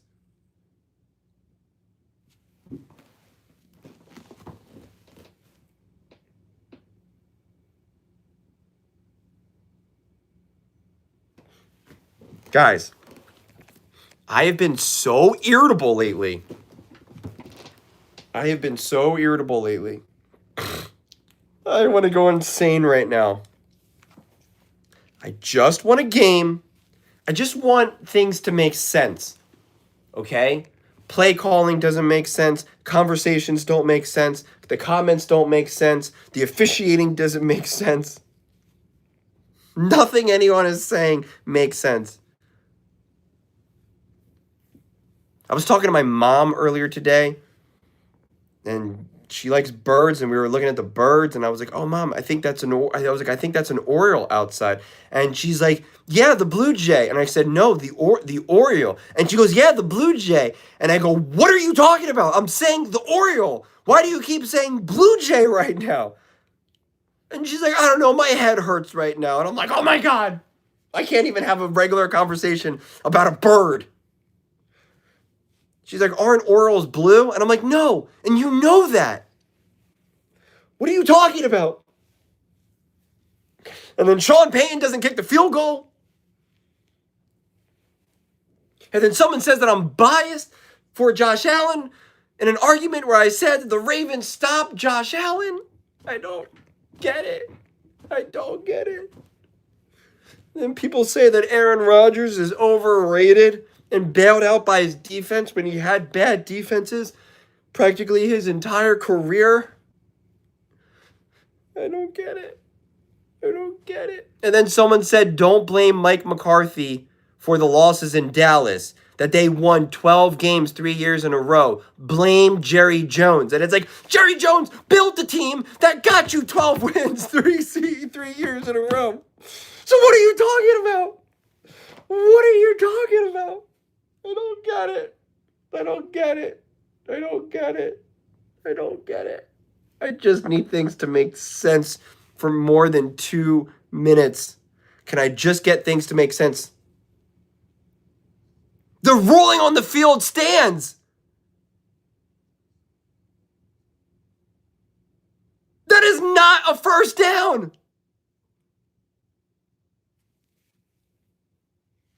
That was not a first down.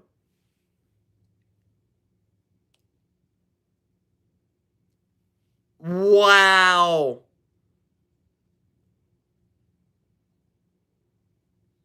Wow. Wow. Hello, Gary.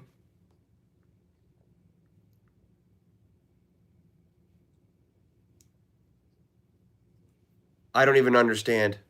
That was clearly not a first down. Nothing.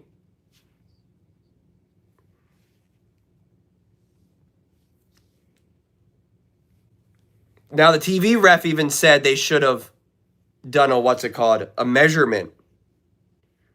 I just don't understand what they're doing. Wow, that was a bizarre direct snap. What the heck was that?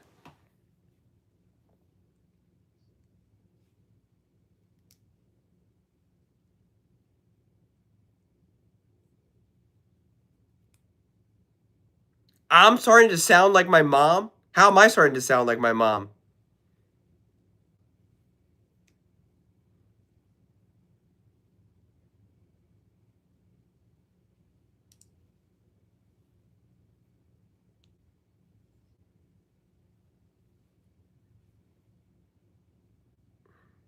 Third and goal. Drake May. He's looking to move. He gets sacked again.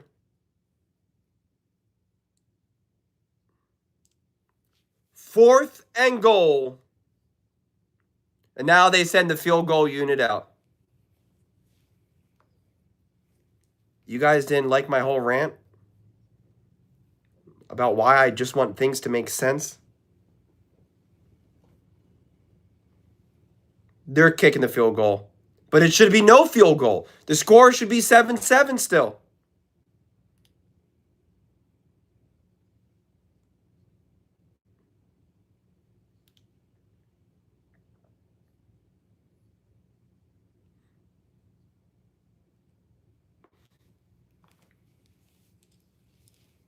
Now it's all snowy. Now it's all cold. Now it's all messy. And now you have to rely on your backup quarterback. If the Broncos lose this game, they have no one to blame but themselves.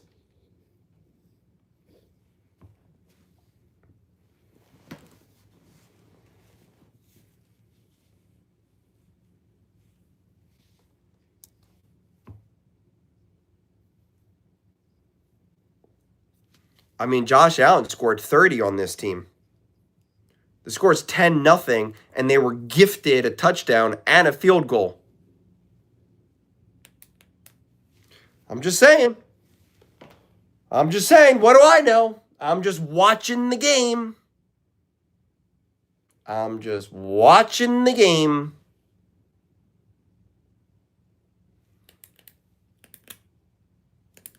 Happy Sunday, Daniel. Happy Sunday. Well, I don't understand. Did they not use the sky cam then when they were reviewing it? And then did they not use the microchip technology either? None of it makes sense.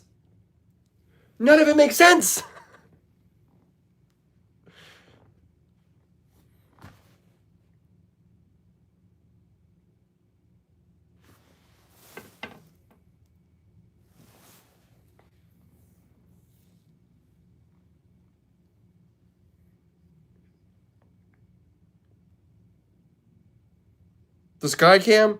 It wasn't a Blue Jay. It was an Oriole, Samuel. It was an Oriole. It was a Cardinal. It wasn't a Blue Jay. They definitely showed it on TV. That's why I'm confused. Oh my gosh. You can't even see the TV. You can't even see the stadium now. It's all like foggy and snowy.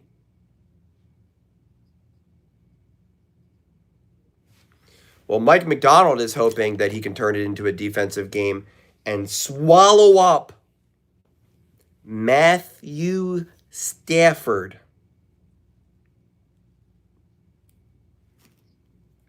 I mean, look how snowy and messy it is. Nick Foles got to play in a pretty nice weather. Oh, that's a weird kick. Oh, it stayed in bounds. Oh, wow. Taken to the 23.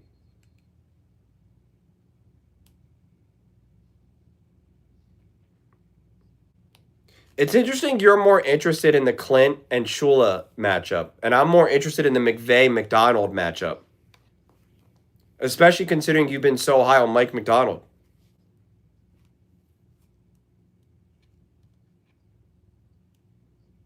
If the Patriots go on to the Super Bowl, does that mean we could have been in their shoes? What do you mean?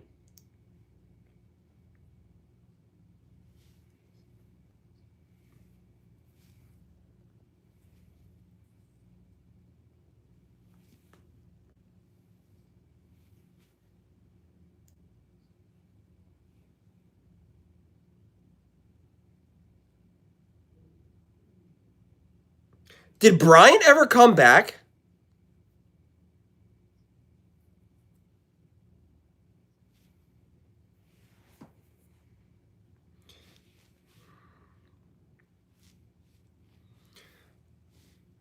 Oh, yeah, J.K. Dobbins isn't playing either. I just realized that.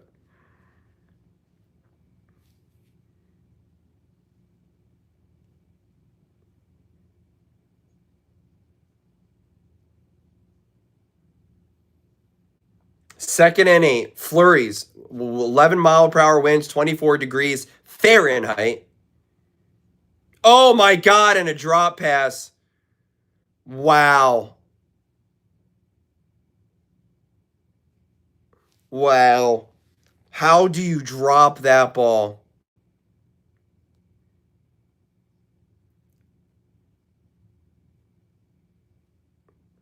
Okay, Romo, don't be blaming the conditions for that. Yeah, but how will Sam Darnold handle Shula? Now it's 3rd and 8. This is a big momentum shift.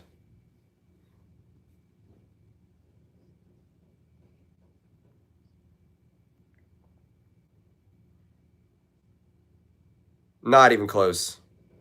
Not even close. And Romo said that it's much worse out there than it is on TV. That's what he just said. Wow. Guys, if the Broncos lose this game, this is going to be a master class of decision making throughout the course of a game and how games are won and lost. Just off of decision making alone.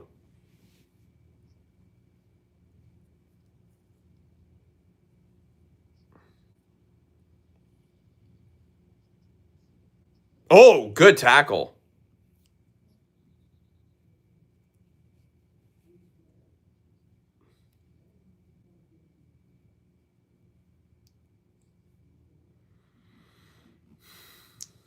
It's getting ugly out there. It's kind of weird just to call that flurries because it seems like there's a little bit more there. When that looked like that could have been a big return, but it was a good tackle. Almost blew out his knee, but it was a good tackle.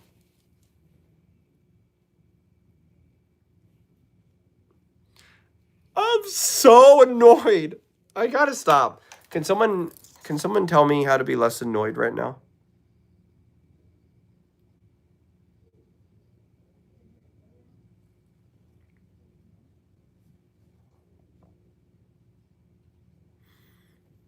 Can someone tell me?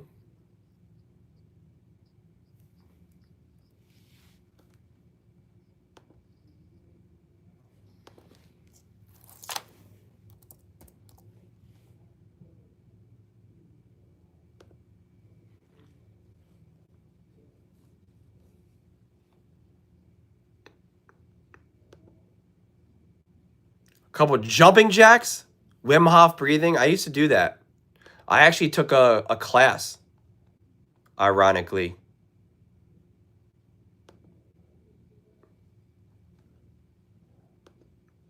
I actually took a class. Breathe it in. Let it go. Breathe it in. Let it go. Breathe it in. Let it go. I can hold, when I do that breathing thing, I can hold my breath for more than 3 minutes. The class, so it was during 2020. So it was like via Zoom. It was pretty good, actually. I learned some of the secret breathing techniques, the secret ones, the ones you got to pay for.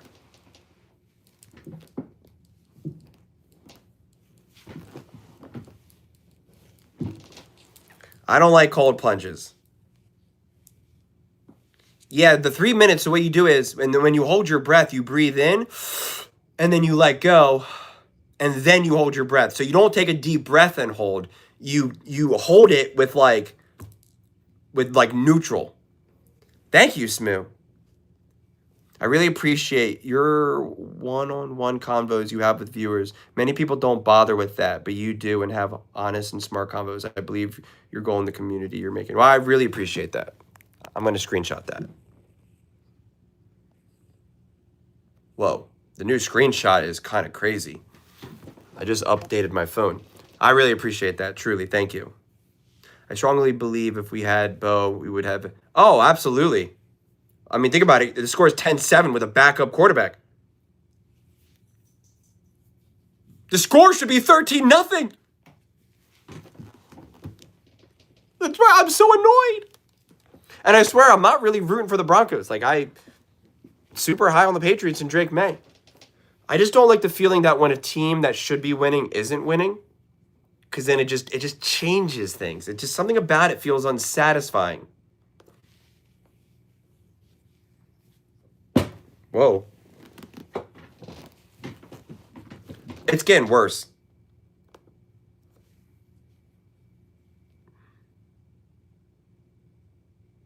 Oh, Drake May. First down with his legs.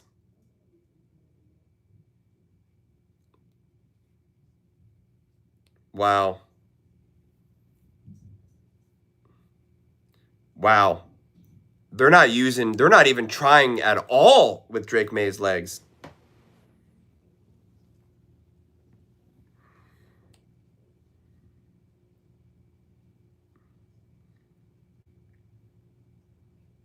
Nine for 18, 55 yards is what he has right now. And the conditions are getting worse and worse. And a handoff. Gets about 4 yards.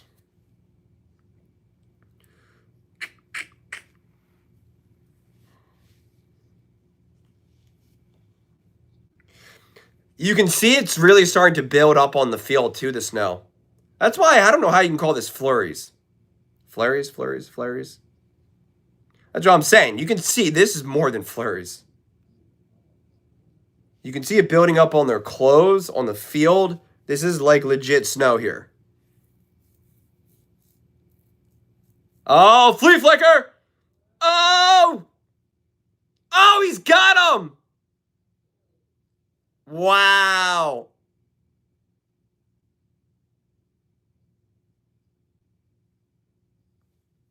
Wow. And you can see how slippery they are right now. Mac Hollins, he couldn't even stop himself.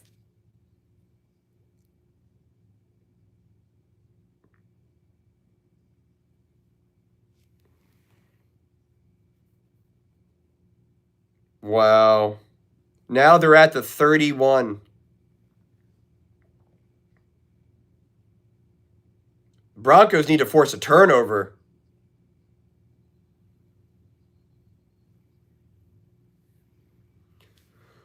Wow.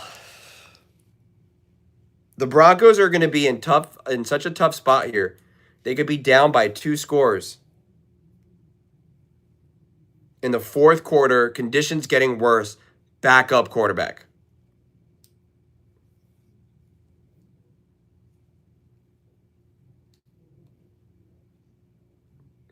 Total yards in the second half. Denver 6, Patriots 117 and counting.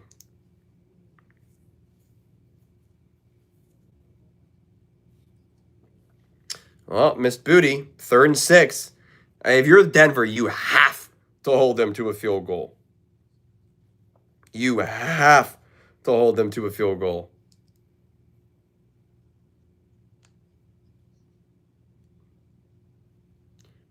Do you think if the Broncos lose, they're going to complain about that 4th down conversion and say that it's not fair with the refs? That'd be pretty funny. That's what I'm saying. Everything's disappearing right now on the field. It's getting worse and worse. Oh, the handoff goes nowhere. 4th and 6. All right. Hey, a field goal now. I don't even know how guaranteed a field goal is right now. What will it be, like a 45-yarder or something? I forget where they're at on the field. They actually lost yards there.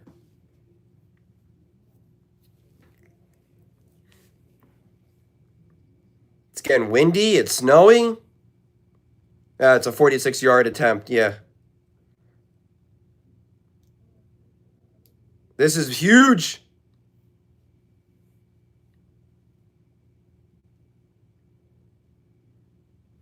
Oh, he missed it. He missed it.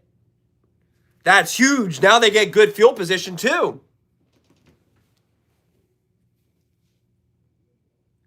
Even though this game is a bit crazy, I'm still disappointed that Bo wasn't in this. Yeah, I agree. Wow, this is a game, Romo. This is a game. I'll be right back. I got to give my dog her jerky treat. I hear her jingling and jangling like last time, and it's starting to drive me crazy. I'll be right back. It'll take me 2 seconds.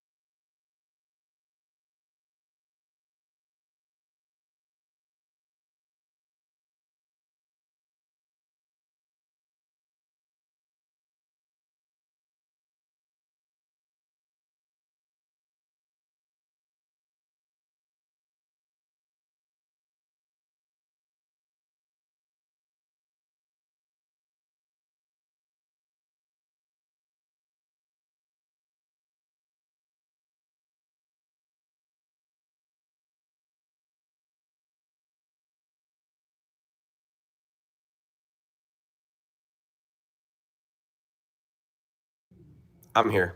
You can see me. Don't you worry. I'm sorry, Ryan. I wasn't even thinking about that. You had your easy chance. I had to feed the dog. I had to feed my pup.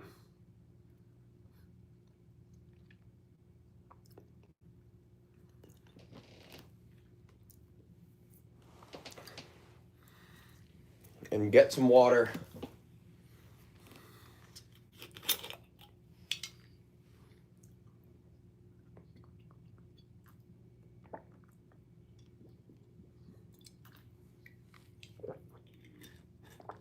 And I had some chips that cut the roof of my mouth.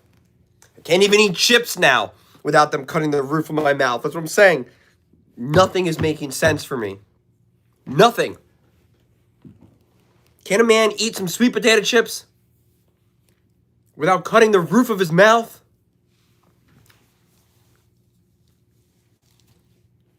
Hello, Blues.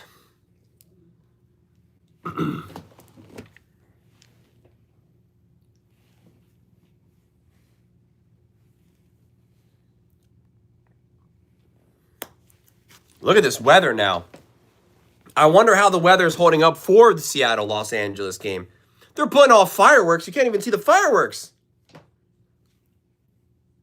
You can't see anything in that view.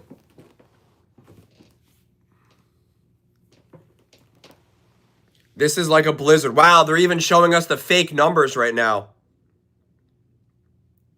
Mims got nothing.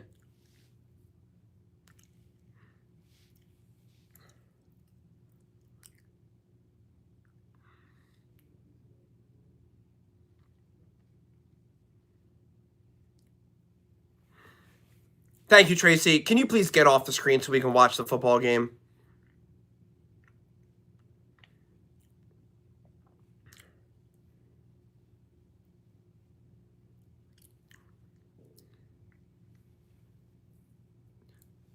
It's unbelievable. The Broncos should be up and being in these conditions now. They're down. Oh, and he dropped it. Wow.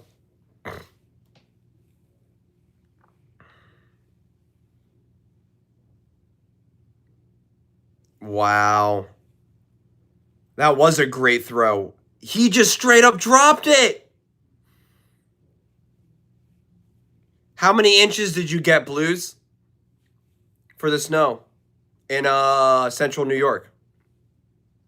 Yeah, these fake numbers are huge. I haven't seen them like that. You can't even see the players. The players are the one player at the top of the screen by the 40s, like translucent.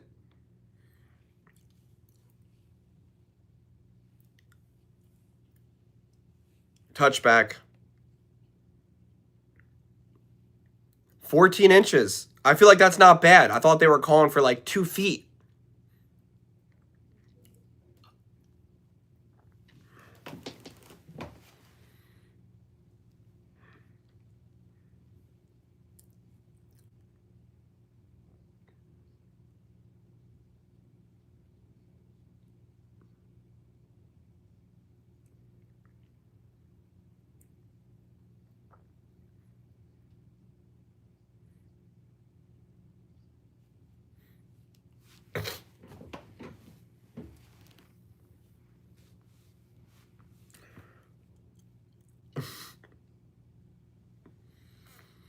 I'm doing pretty good.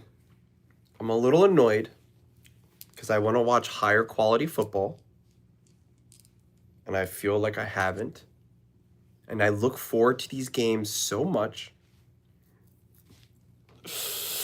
And when I see players dropping passes, missing field goals, going for it on 4th down when they should just kick a field goal,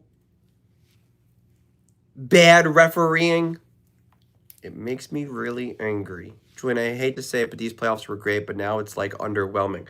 I don't know if it's underwhelming. It's just frustrating. But yeah, the first round wildcard weekend was insane. I mean, the Bills-Broncos game was insane.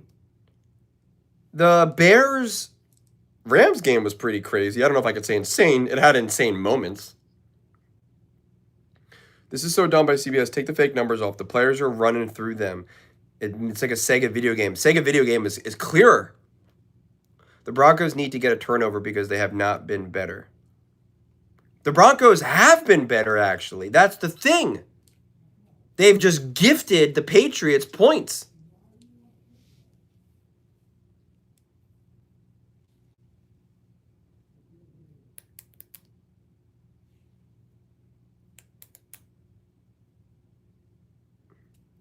I don't even own a real coat. Oh, now they got the snow blowers. Look how much snow is there.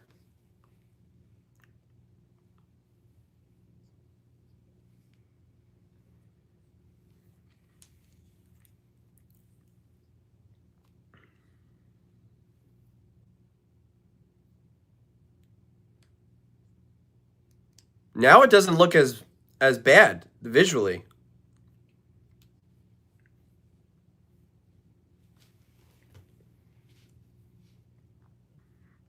I mean, the Broncos have 9 yards in the second half. Oh, man, and a first down run. 11-yard gain.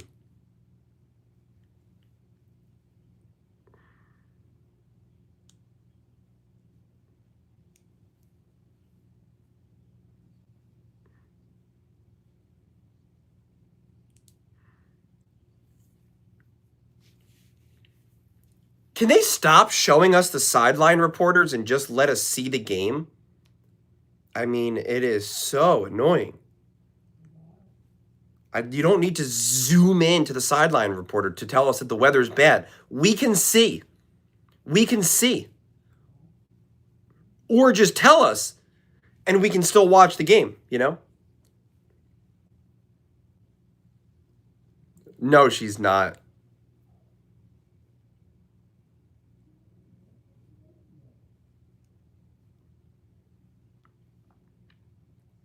Second and 8.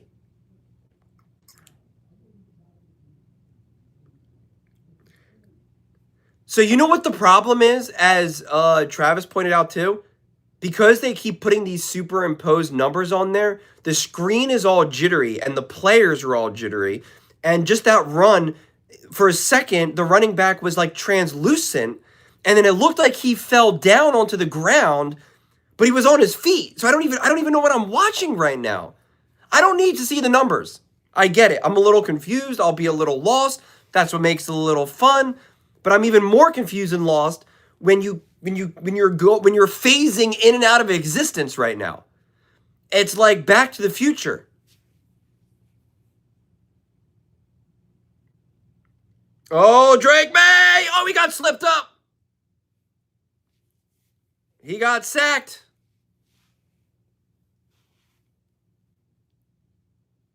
Wow, big 8-yard loss. How many sacks is that now for him?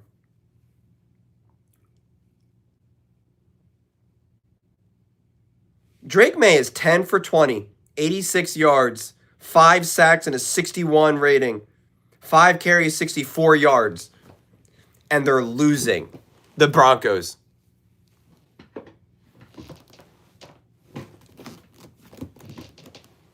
Yep, he's weak.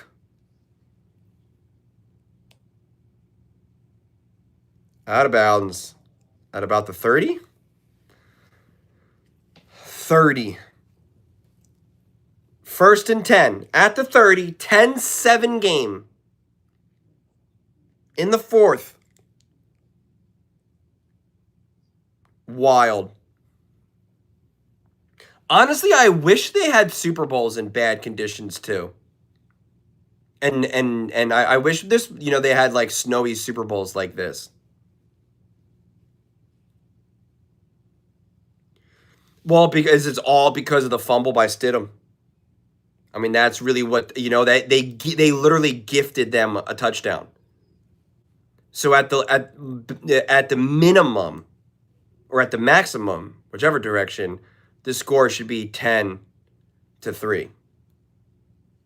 Broncos up, or 7-3. You know, even if you want to give them not kicking that field goal, the score should be 7-3 Broncos ball in these conditions.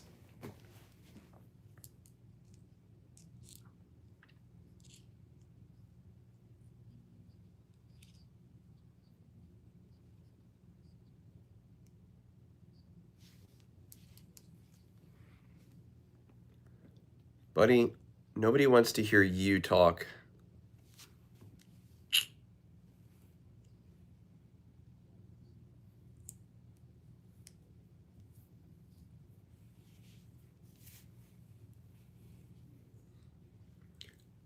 Negative 30 degrees Celsius has to be like 0 degrees Fahrenheit? No. 32 degrees, because I don't think it's 1-to-1.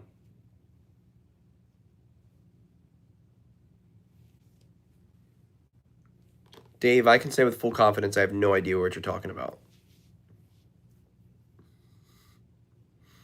Like 0.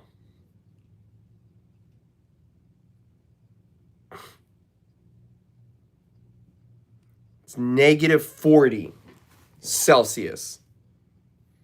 Let's look this up.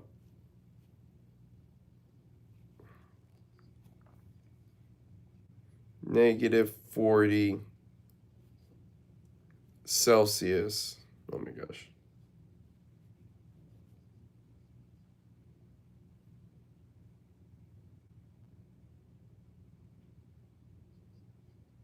It says negative 40 degrees Celsius is negative 40 degrees Fahrenheit. That doesn't make any sense.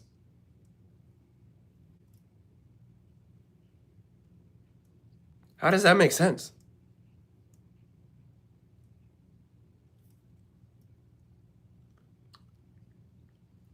Oh, a first down run. Is that their first down the whole half?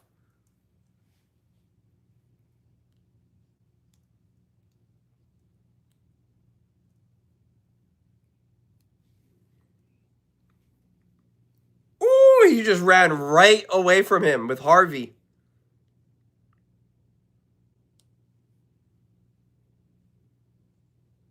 Ooh.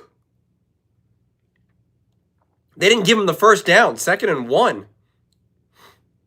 Wow. They have 0 first downs, and the Patriots have 7 this half. I do not, Todd. I just watch. Wow. Wow. 3rd and like 2 now. Wow. Are you hating on the United States, Travis? If I could have any power, it would be to have all the power in the world. In the universe. I think that'd be enough for me.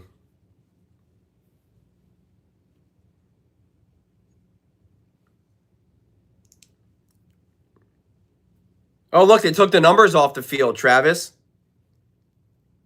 Why did they not do that play on 4th down in the first half, in the first quarter? Why? Why did they do some weird play action play? I don't know what they did on that 4th down last time. I don't even remember. I just know it got blown up immediately.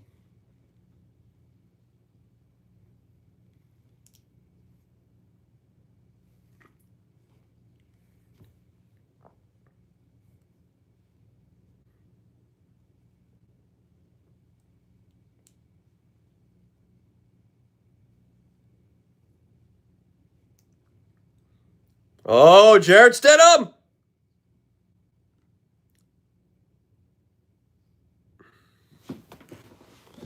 Jarrett Stidham! This is such a mess right now, this game.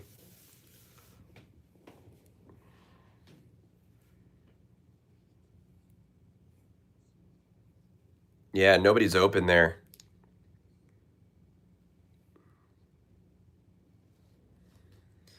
Ball at their own 43.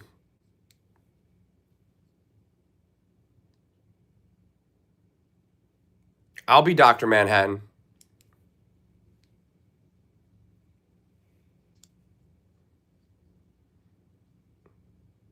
What the heck was that?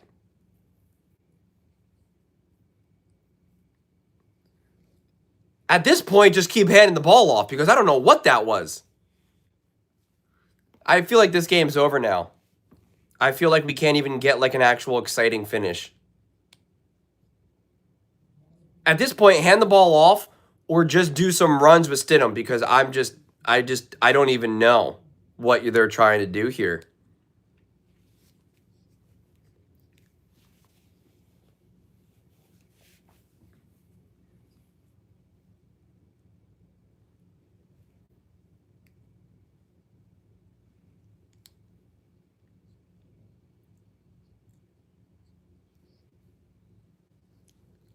I mean, do they go for it? I guess they're just going to punt it now, right?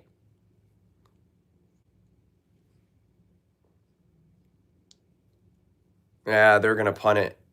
Where are they at now? Their own 46-yard line or something? You know, Travis, now I wish they had the number so I could tell. Now I'm all confused. I don't know where they are at the field. They're at their own 47.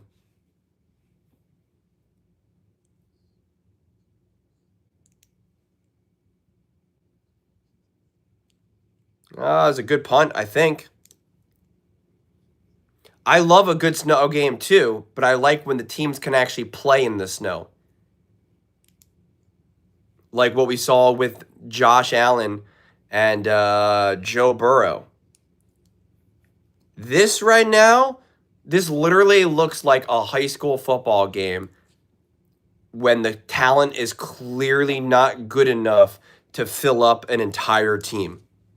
And you're just like, and a 1-yard pass to no one. Oh, and another handoff goes for 2 yards. Oh, and a missed field goal. The score is 7-3 in the fourth quarter with 4 minutes to go. We got ourselves a matchup, that's for sure.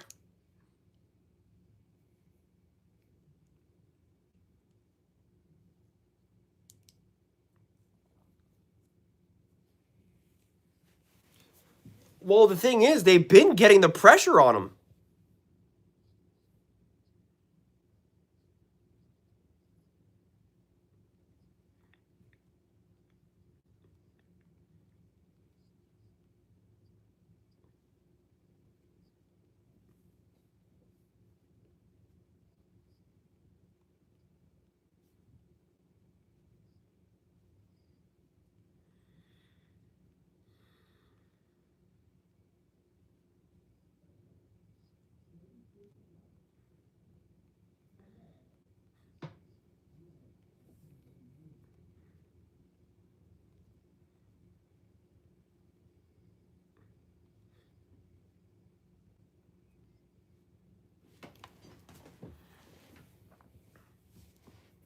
Well, that's true too. Unless you're hoping that the defense, well, I guess the defense, if they can force a turnover inside their own, inside the Patriots' own like 20-yard line, then there you go.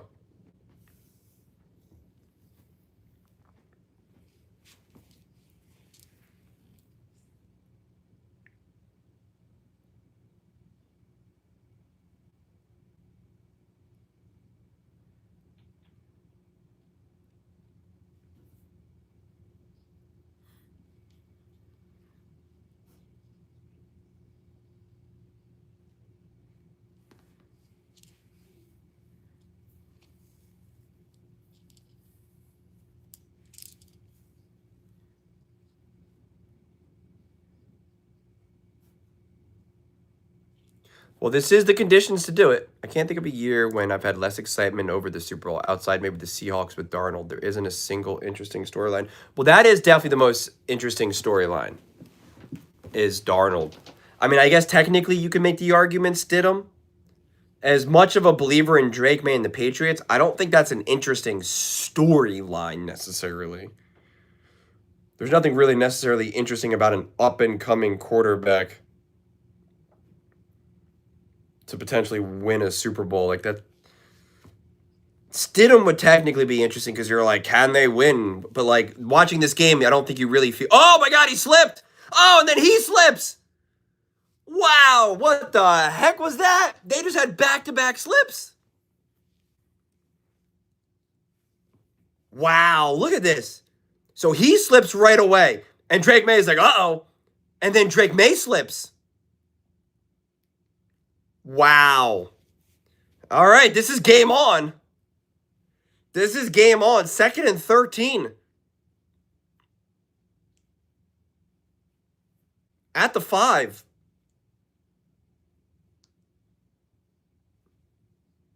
A handoff goes nowhere as they're back to being translucent again. We got a bunch of Caspers running around here.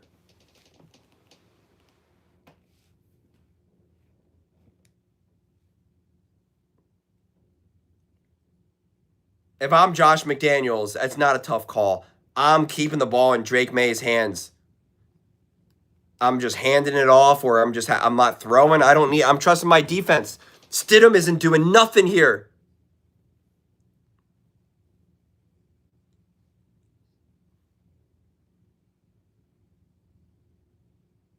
Yeah, he throws it away. Now a punt is going to be interesting. Ah! So they should get great field position, but it doesn't mean that the Broncos can do anything with that great field position. I don't even trust that they can kick a field goal in this condition. Once we just saw two completely different players slip right next to each other, you're now like, are they going to slip kicking a field goal? Is he going to slip kicking a what's it called? The punt right here? Are you going to slip trying to get off the line and now go off sides or a penalty? Like what's... Ooh. See? It's not a good punt. Doesn't even get to midfield, I don't think.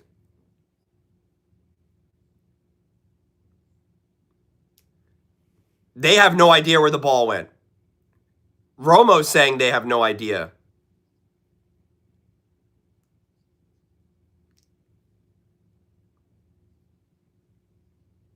Nance doesn't have any idea. They think it's at the 32-yard line. Or unless they're just trying to be funny. You know who would have loved to play it in this game? The running back for the Eagles that actually won a Super Bowl and actually accomplished things. Saquon Barkley. You know who played great in a snow game? Nick Foles. With LaShawn McCoy. Against Detroit.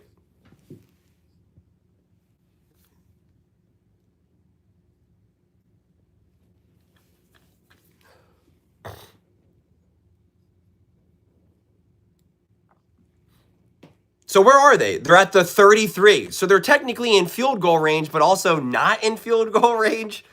Like, oh my God, they just lost yards on the handoff. Oh my God. They're right there to kick a field goal to at least tie the game, and they're not even going to be able to do that. Look at the weather by quarter, by time, how quickly this came about. Oh my God, this makes it even worse that you didn't kick the field goal.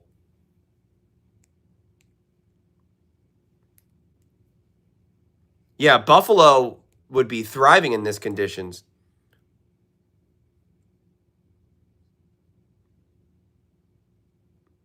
They can't make anyone miss. They can't make anyone miss. Do you attempt a field goal here? I guess you do. You wouldn't punt it. You would at least attempt a field goal. Because it would be a 50-yarder, even though the conditions are bad. I don't know if you're going to punt it. I think you got to go for the field goal unless you're trying to punt it, back them up in the corner again, and then get another 3 and out and get good field position on the punt. Like,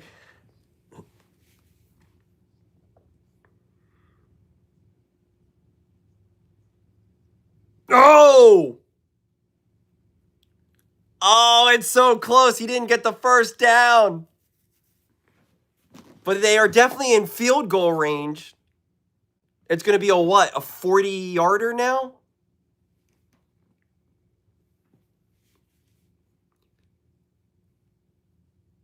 Well, I don't know what's the weather in New England right now. Is it also snowing badly? All right, 4th and 5. They're going for the field goal. Please stop spoiling it.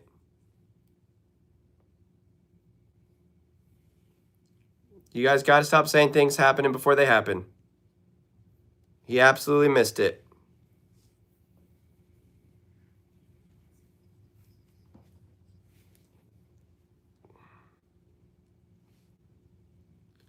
Wow. Now there's 4, and now the Broncos only have 2 timeouts too.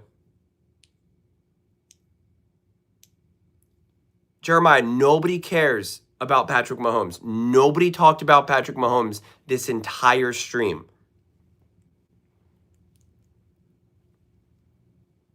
Oh, it got blocked.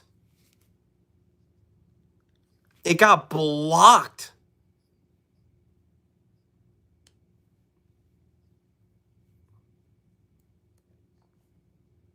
It got tipped. Unbelievable.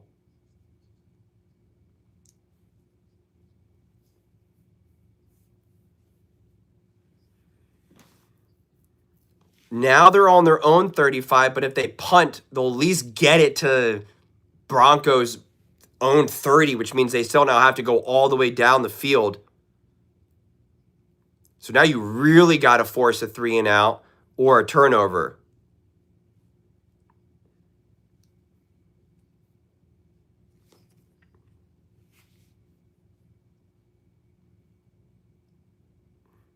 They're showing us the 4th and 1. Should have kicked the field goal.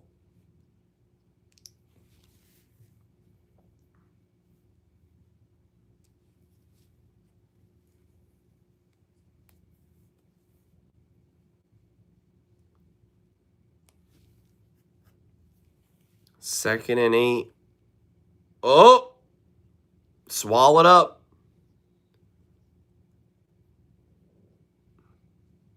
Third and 9. 3 minutes and 52 seconds to go. Bo Nix it would have been awesome to be able to see Bo Nix in these conditions, honestly. See what he could do. I mean, take the points when you have the chance to go up 2 scores. It's just honestly at this point it's just common sense. Third and 9. It's a handoff, and he goes nowhere. I mean, they know that they just have to play defense. I mean, they know that.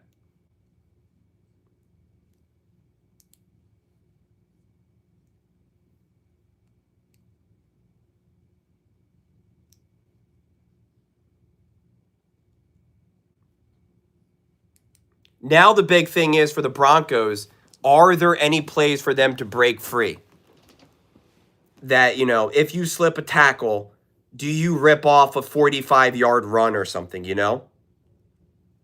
That's the big thing.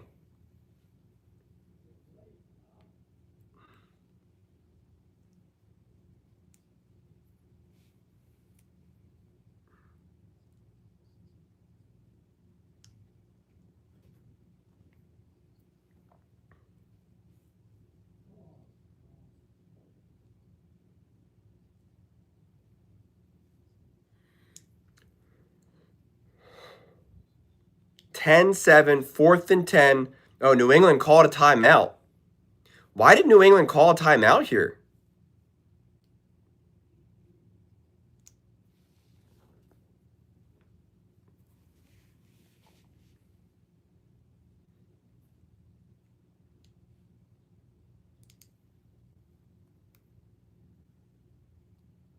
I don't know what your best plays are in this situation.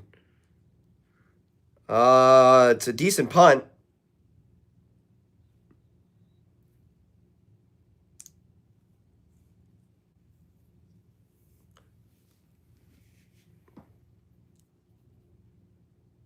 Yeah, that's what Romo just said. One play can win the game, or you could fall down. That's exactly where we're at right now.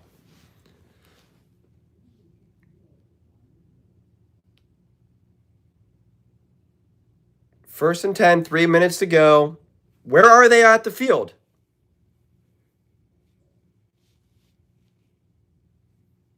Oh, they don't even know.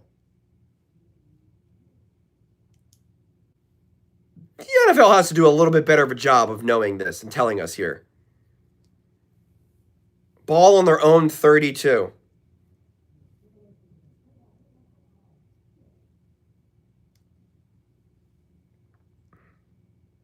Just take off! What are you doing? Stidham has no idea what he's doing. At that point, just take off with your legs and run. He has the space. Look at that. Even Romo just pointed it out. It's not that tough. Trust your legs. Trust your athleticism. You're an NFL quarterback in the AFC Championship game.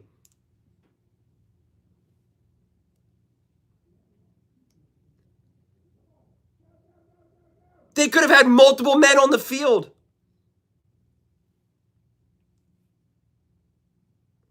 Oh, he's throwing it. What was that?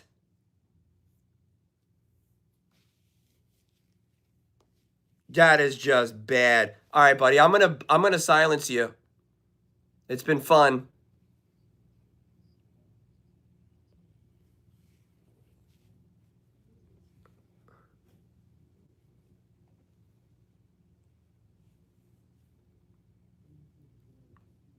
That's just bad football.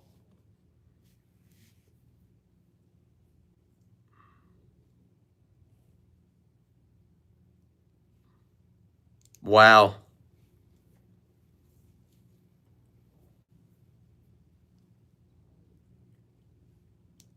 Wow. You know what's crazy though? The Broncos were still in the situation to win this game. I still stand by the Broncos should have won this game.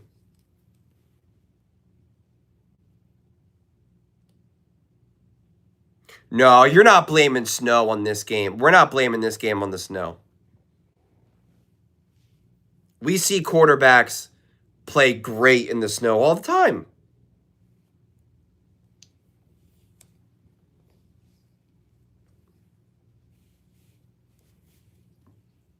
Yeah, the score should be 10-0, and then Stidham should have never fumbled that one pass.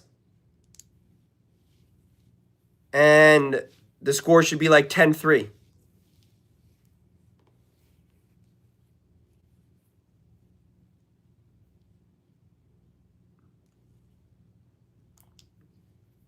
Again, I'm not blaming the snow for Denver's inability to do things. They did nothing in the second half, even before the weather started to become the weather.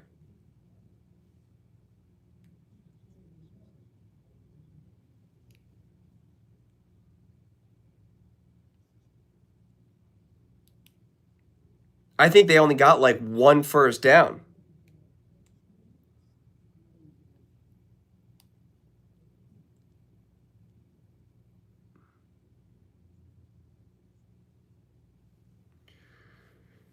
Oh, brother. Oh, brother. I mean, let's be serious here. Stidham never even really looked good in this game. I think he maybe had like two plays that I was like, okay. Even that throw, right? It was a nice throw. It was to a wide open player. If you can't make that throw, then you can't play football. So you can't even be a backup quarterback.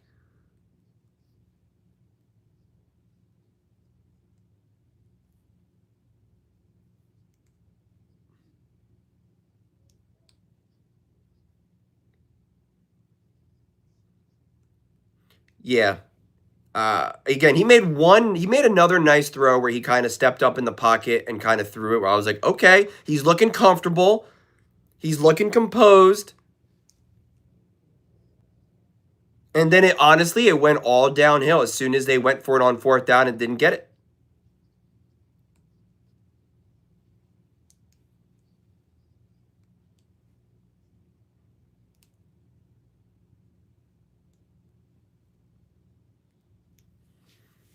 Do I ever think of doing radio? I haven't.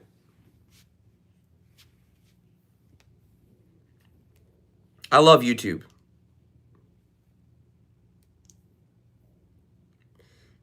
All right, so now there's 2 minutes to go. 2nd and 6. The Broncos only have one timeout. I mean, the game, for all intents and purposes, is practically over. Obviously, a first down and the game's over.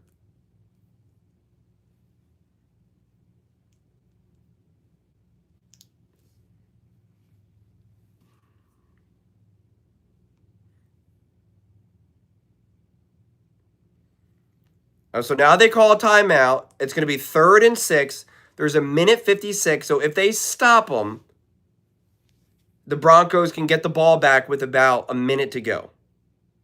Oh, I got to start setting up my video to record my post-game clip.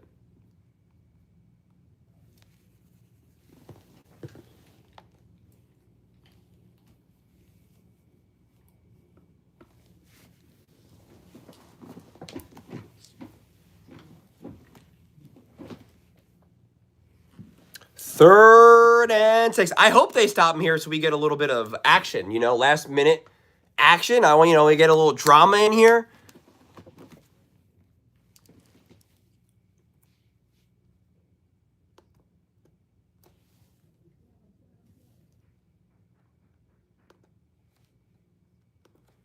A little bit of action.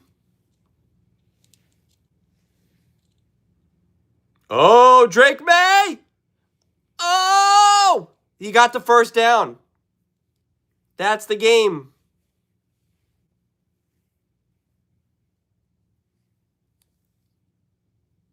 All right.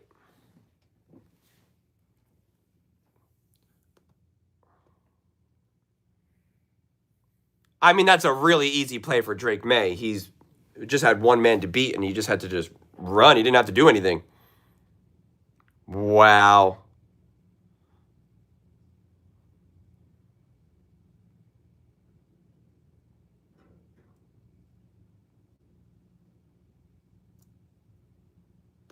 All right.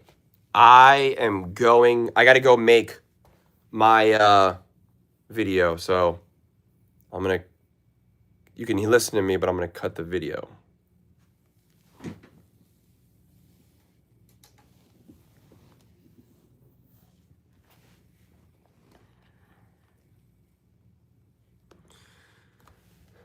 The New England Patriots take down the Denver Broncos in a shocking, stunning, action-packed 10-7 pseudo-snow game. I think the snow came on, the final 5 minutes of the third going into the fourth. The harsh reality and what will be tough for Denver Broncos fans is that the Broncos actually should have won this game. They absolutely should have won this game. The defense played great. We can blame the snow. We can blame the backup quarterback situation.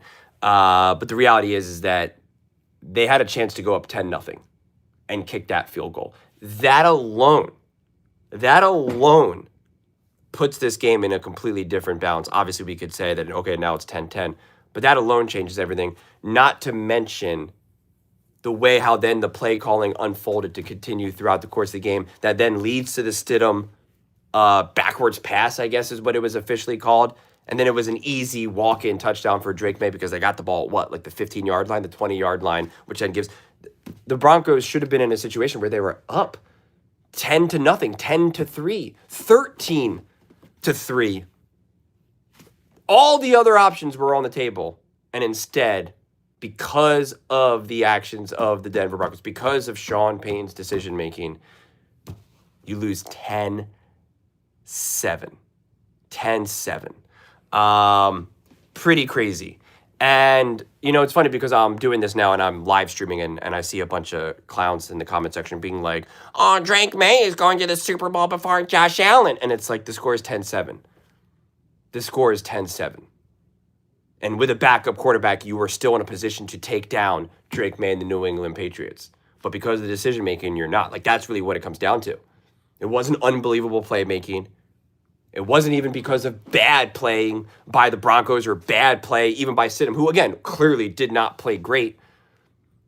But this game was lost specifically because of decision-making. This is a perfect example of how decision-making throughout the course of a game can directly lead to a loss. Straight up. I wish I could give a gut on here because now that the Patriots are going to the Super Bowl, I'd love to be able to make a video and be like, oh, the Patriots played awesome, huge game.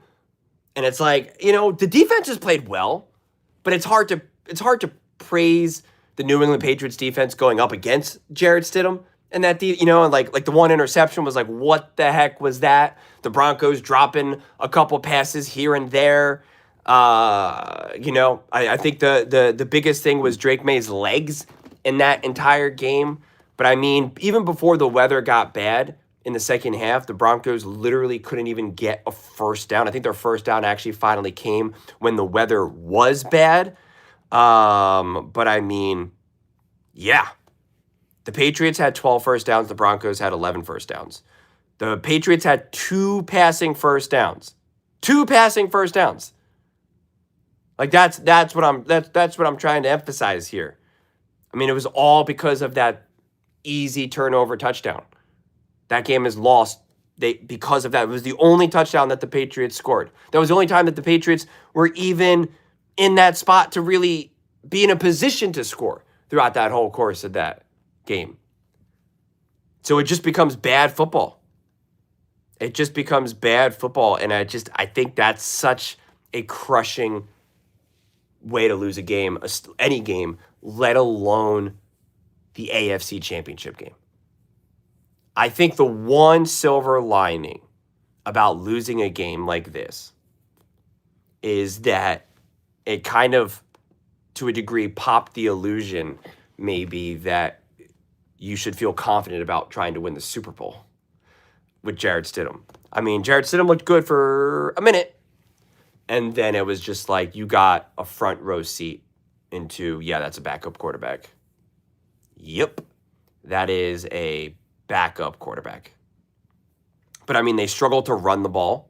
Stidham actually ran the best. And then there was other moments that Stidham should have run, and he didn't. And it's like, what are you doing? The conditions are bad. Just use your legs. And credit to Drake May, that is what he did. 10 carries, 65 yards. But then also great play calling by Josh McDaniels that said, all right, we're going to keep the ball in Drake May's hands.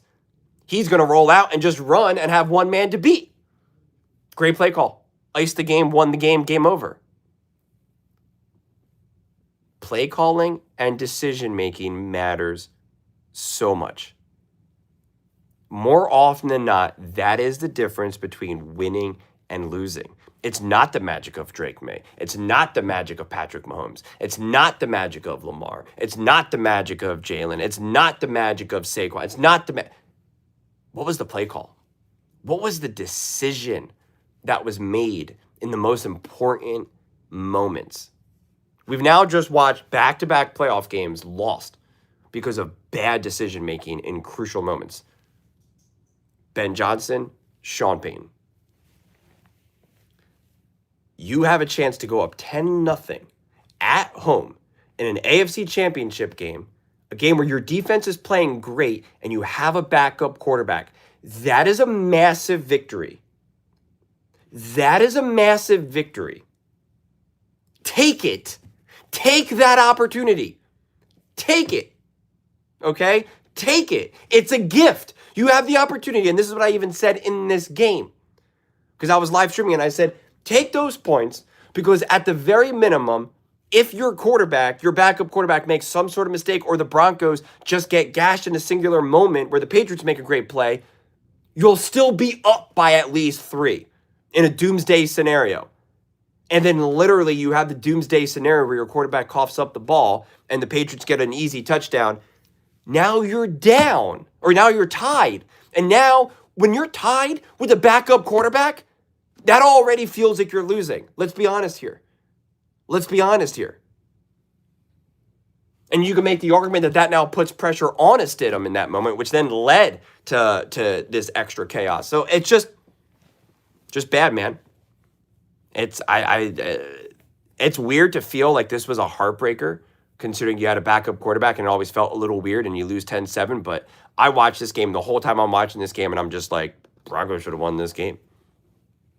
Broncos should, and honestly, there's a strong side of me that is actually, and again, I believed in the Broncos all season long.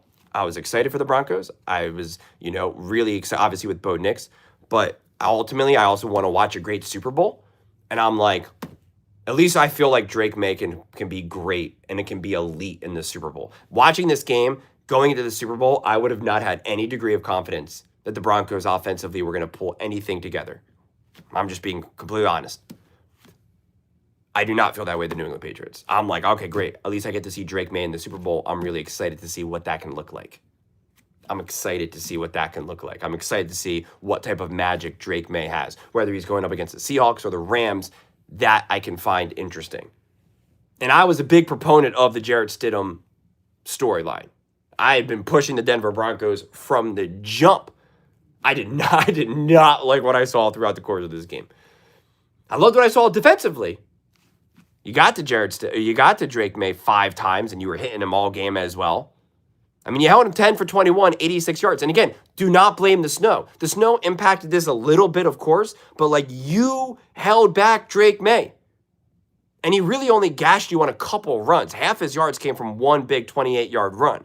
So it's not like he was running all the live long. I mean, he had 10 carries for 65 yards. 28 of those came from one. So it's 9 for 30? He hardly was gashing you with the legs either. So the Broncos did a great job defensively.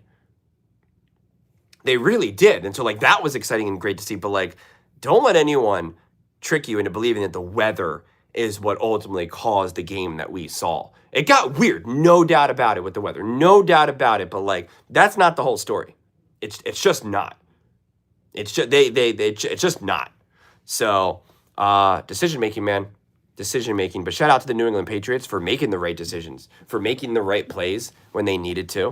In a 10-7, I mean, this has to be one of the lower scoring conference championship games in recent memory. I can't think of anything off the top of my head that was lower scoring than this, but I mean, even if the weather was perfect, it's not hard to imagine that we would have seen a 10-7, have it end at 10-7. Honestly, it wouldn't surprise me the way how this game was unfolding. But even little things like not even being able to get in better field position to kick a field goal, either to tie the game or at the end of the first half, so it's a tough one. It really is, but in hindsight, as soon as Bo Nix went down, the chances of being able to win the Super Bowl, win the AFC, really plummeted big time. And that is such a bummer. While I was live streaming this game and talking to the comment section, and the whole time I was just thinking, man, I just really wish we could see Bo Nix in this, right? I want to see what Bo Nix can do in these conditions. These are the exciting, heroic moments that we get to watch what great quarterbacks can do. And I just wish we got the opportunity to see Bo Nix, and we didn't. That's a bummer, but that's just the way it goes.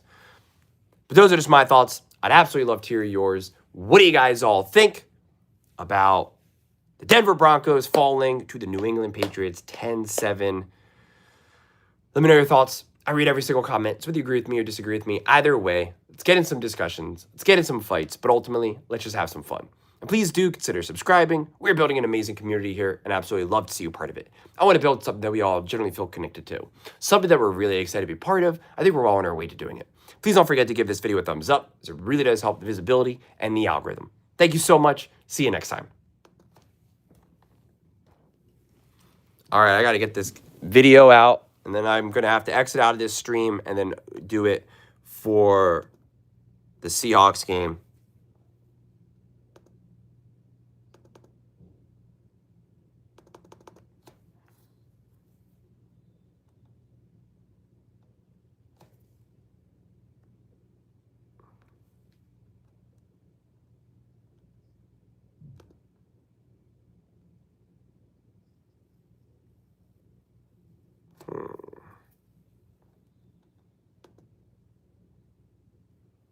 Oh, yeah, guys, just a heads up. when we do the other stream, I'm gonna silence anyone who just wants to talk about Patrick Mahomes and Josh Allen and troll the whole time, because it was actually great that we were able to actually just watch this game and talk about the actual game itself and not have to deal with the nonsense of Tom and all that type of stuff. So just want to be clear about that. So you get one chance, and if you fail, you fail, and you'll be silenced. Just is what it is.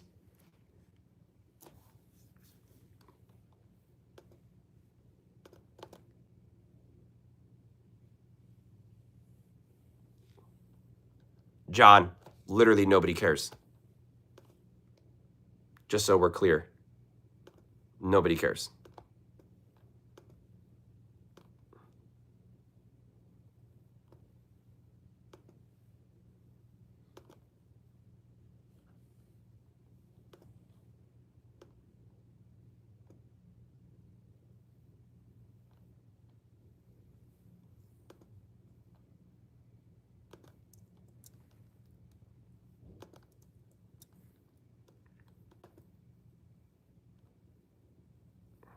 Hold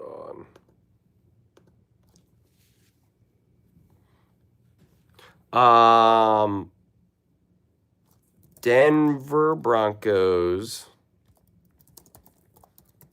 blow Super Bowl trip with terrible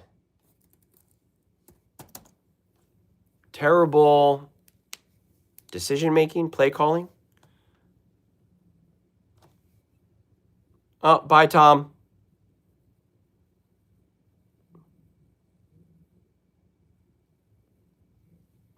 He gave you the chance and you failed. You will not be missed. Denver Broncos blow Super Bowl trip with terrible coaching.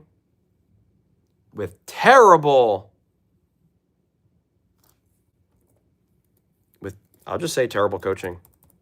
I'm just putting this square on Sean Payton's shoulders.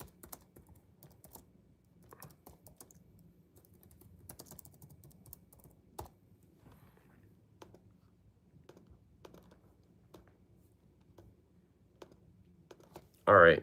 Did the other game start yet?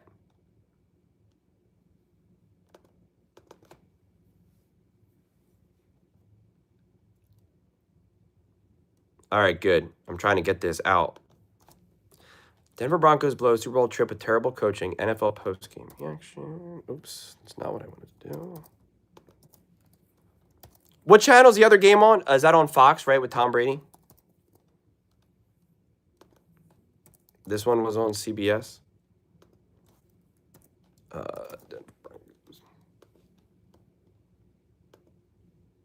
I mean, it's not hard to imagine that the Broncos would have looked better offensively if they had their actual starting quarterback in there. You know, that's why I'm not even going to entertain the dumb comments where people are like, "Oh, Drake May got to a Super Bowl before Lamar." They went against Jarrett Stidham and scored 10 points. Like, how stupid are people? Seriously. I just want to know. Like, those comments aren't actual real conversation. It's just nonsense. People will be like, oh, Drake May got Stephon Diggs to the Super Bowl and Josh Allen didn't. And it's like, okay, dude, whatever you say. Yeah. Again, and no one has been higher on Drake May than me. I've been praising him, pushing him for MVP, saying that I'd pick him over any other quarterback currently. Like, so it's like, that's why I try so hard to be as consistent as I can here, because it gives me that ability to be like, yeah, this is how I feel. And you can't say that I'm just trying to downplay Drake May when I literally came out here saying you should be picking Drake May over any other quarterback right now. But yeah, he beat Jarrett Stidham, who had a backwards pass, so a turnover or fumble. What is that officially called, though? When you have a backwards pass, is that going down in the books as a fumble officially, I guess?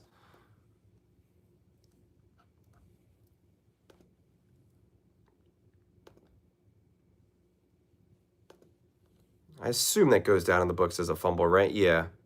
a fumble, and an interception.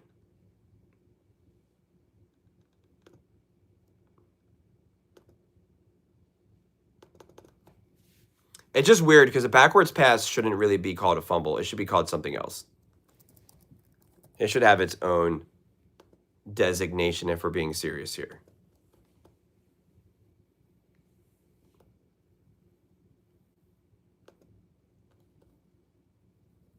Oh, the game's on it's at 30. I see. Oh, because they got to do like the trophy ceremony and stuff.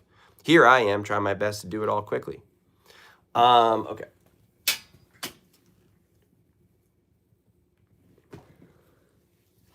Let me set up the next one. So I'm going to exit out of here, and then I'll come back. Do I think Sam is going to be ready? You know, after this game, I got a little PTSD. I'm a little squeamish now, honestly. I'm like, I don't know. I was really hoping for a little bit better play, honestly. I'm like, I don't know. But I'm gonna exit out of here and I'm gonna create a new one. So I'll be right back.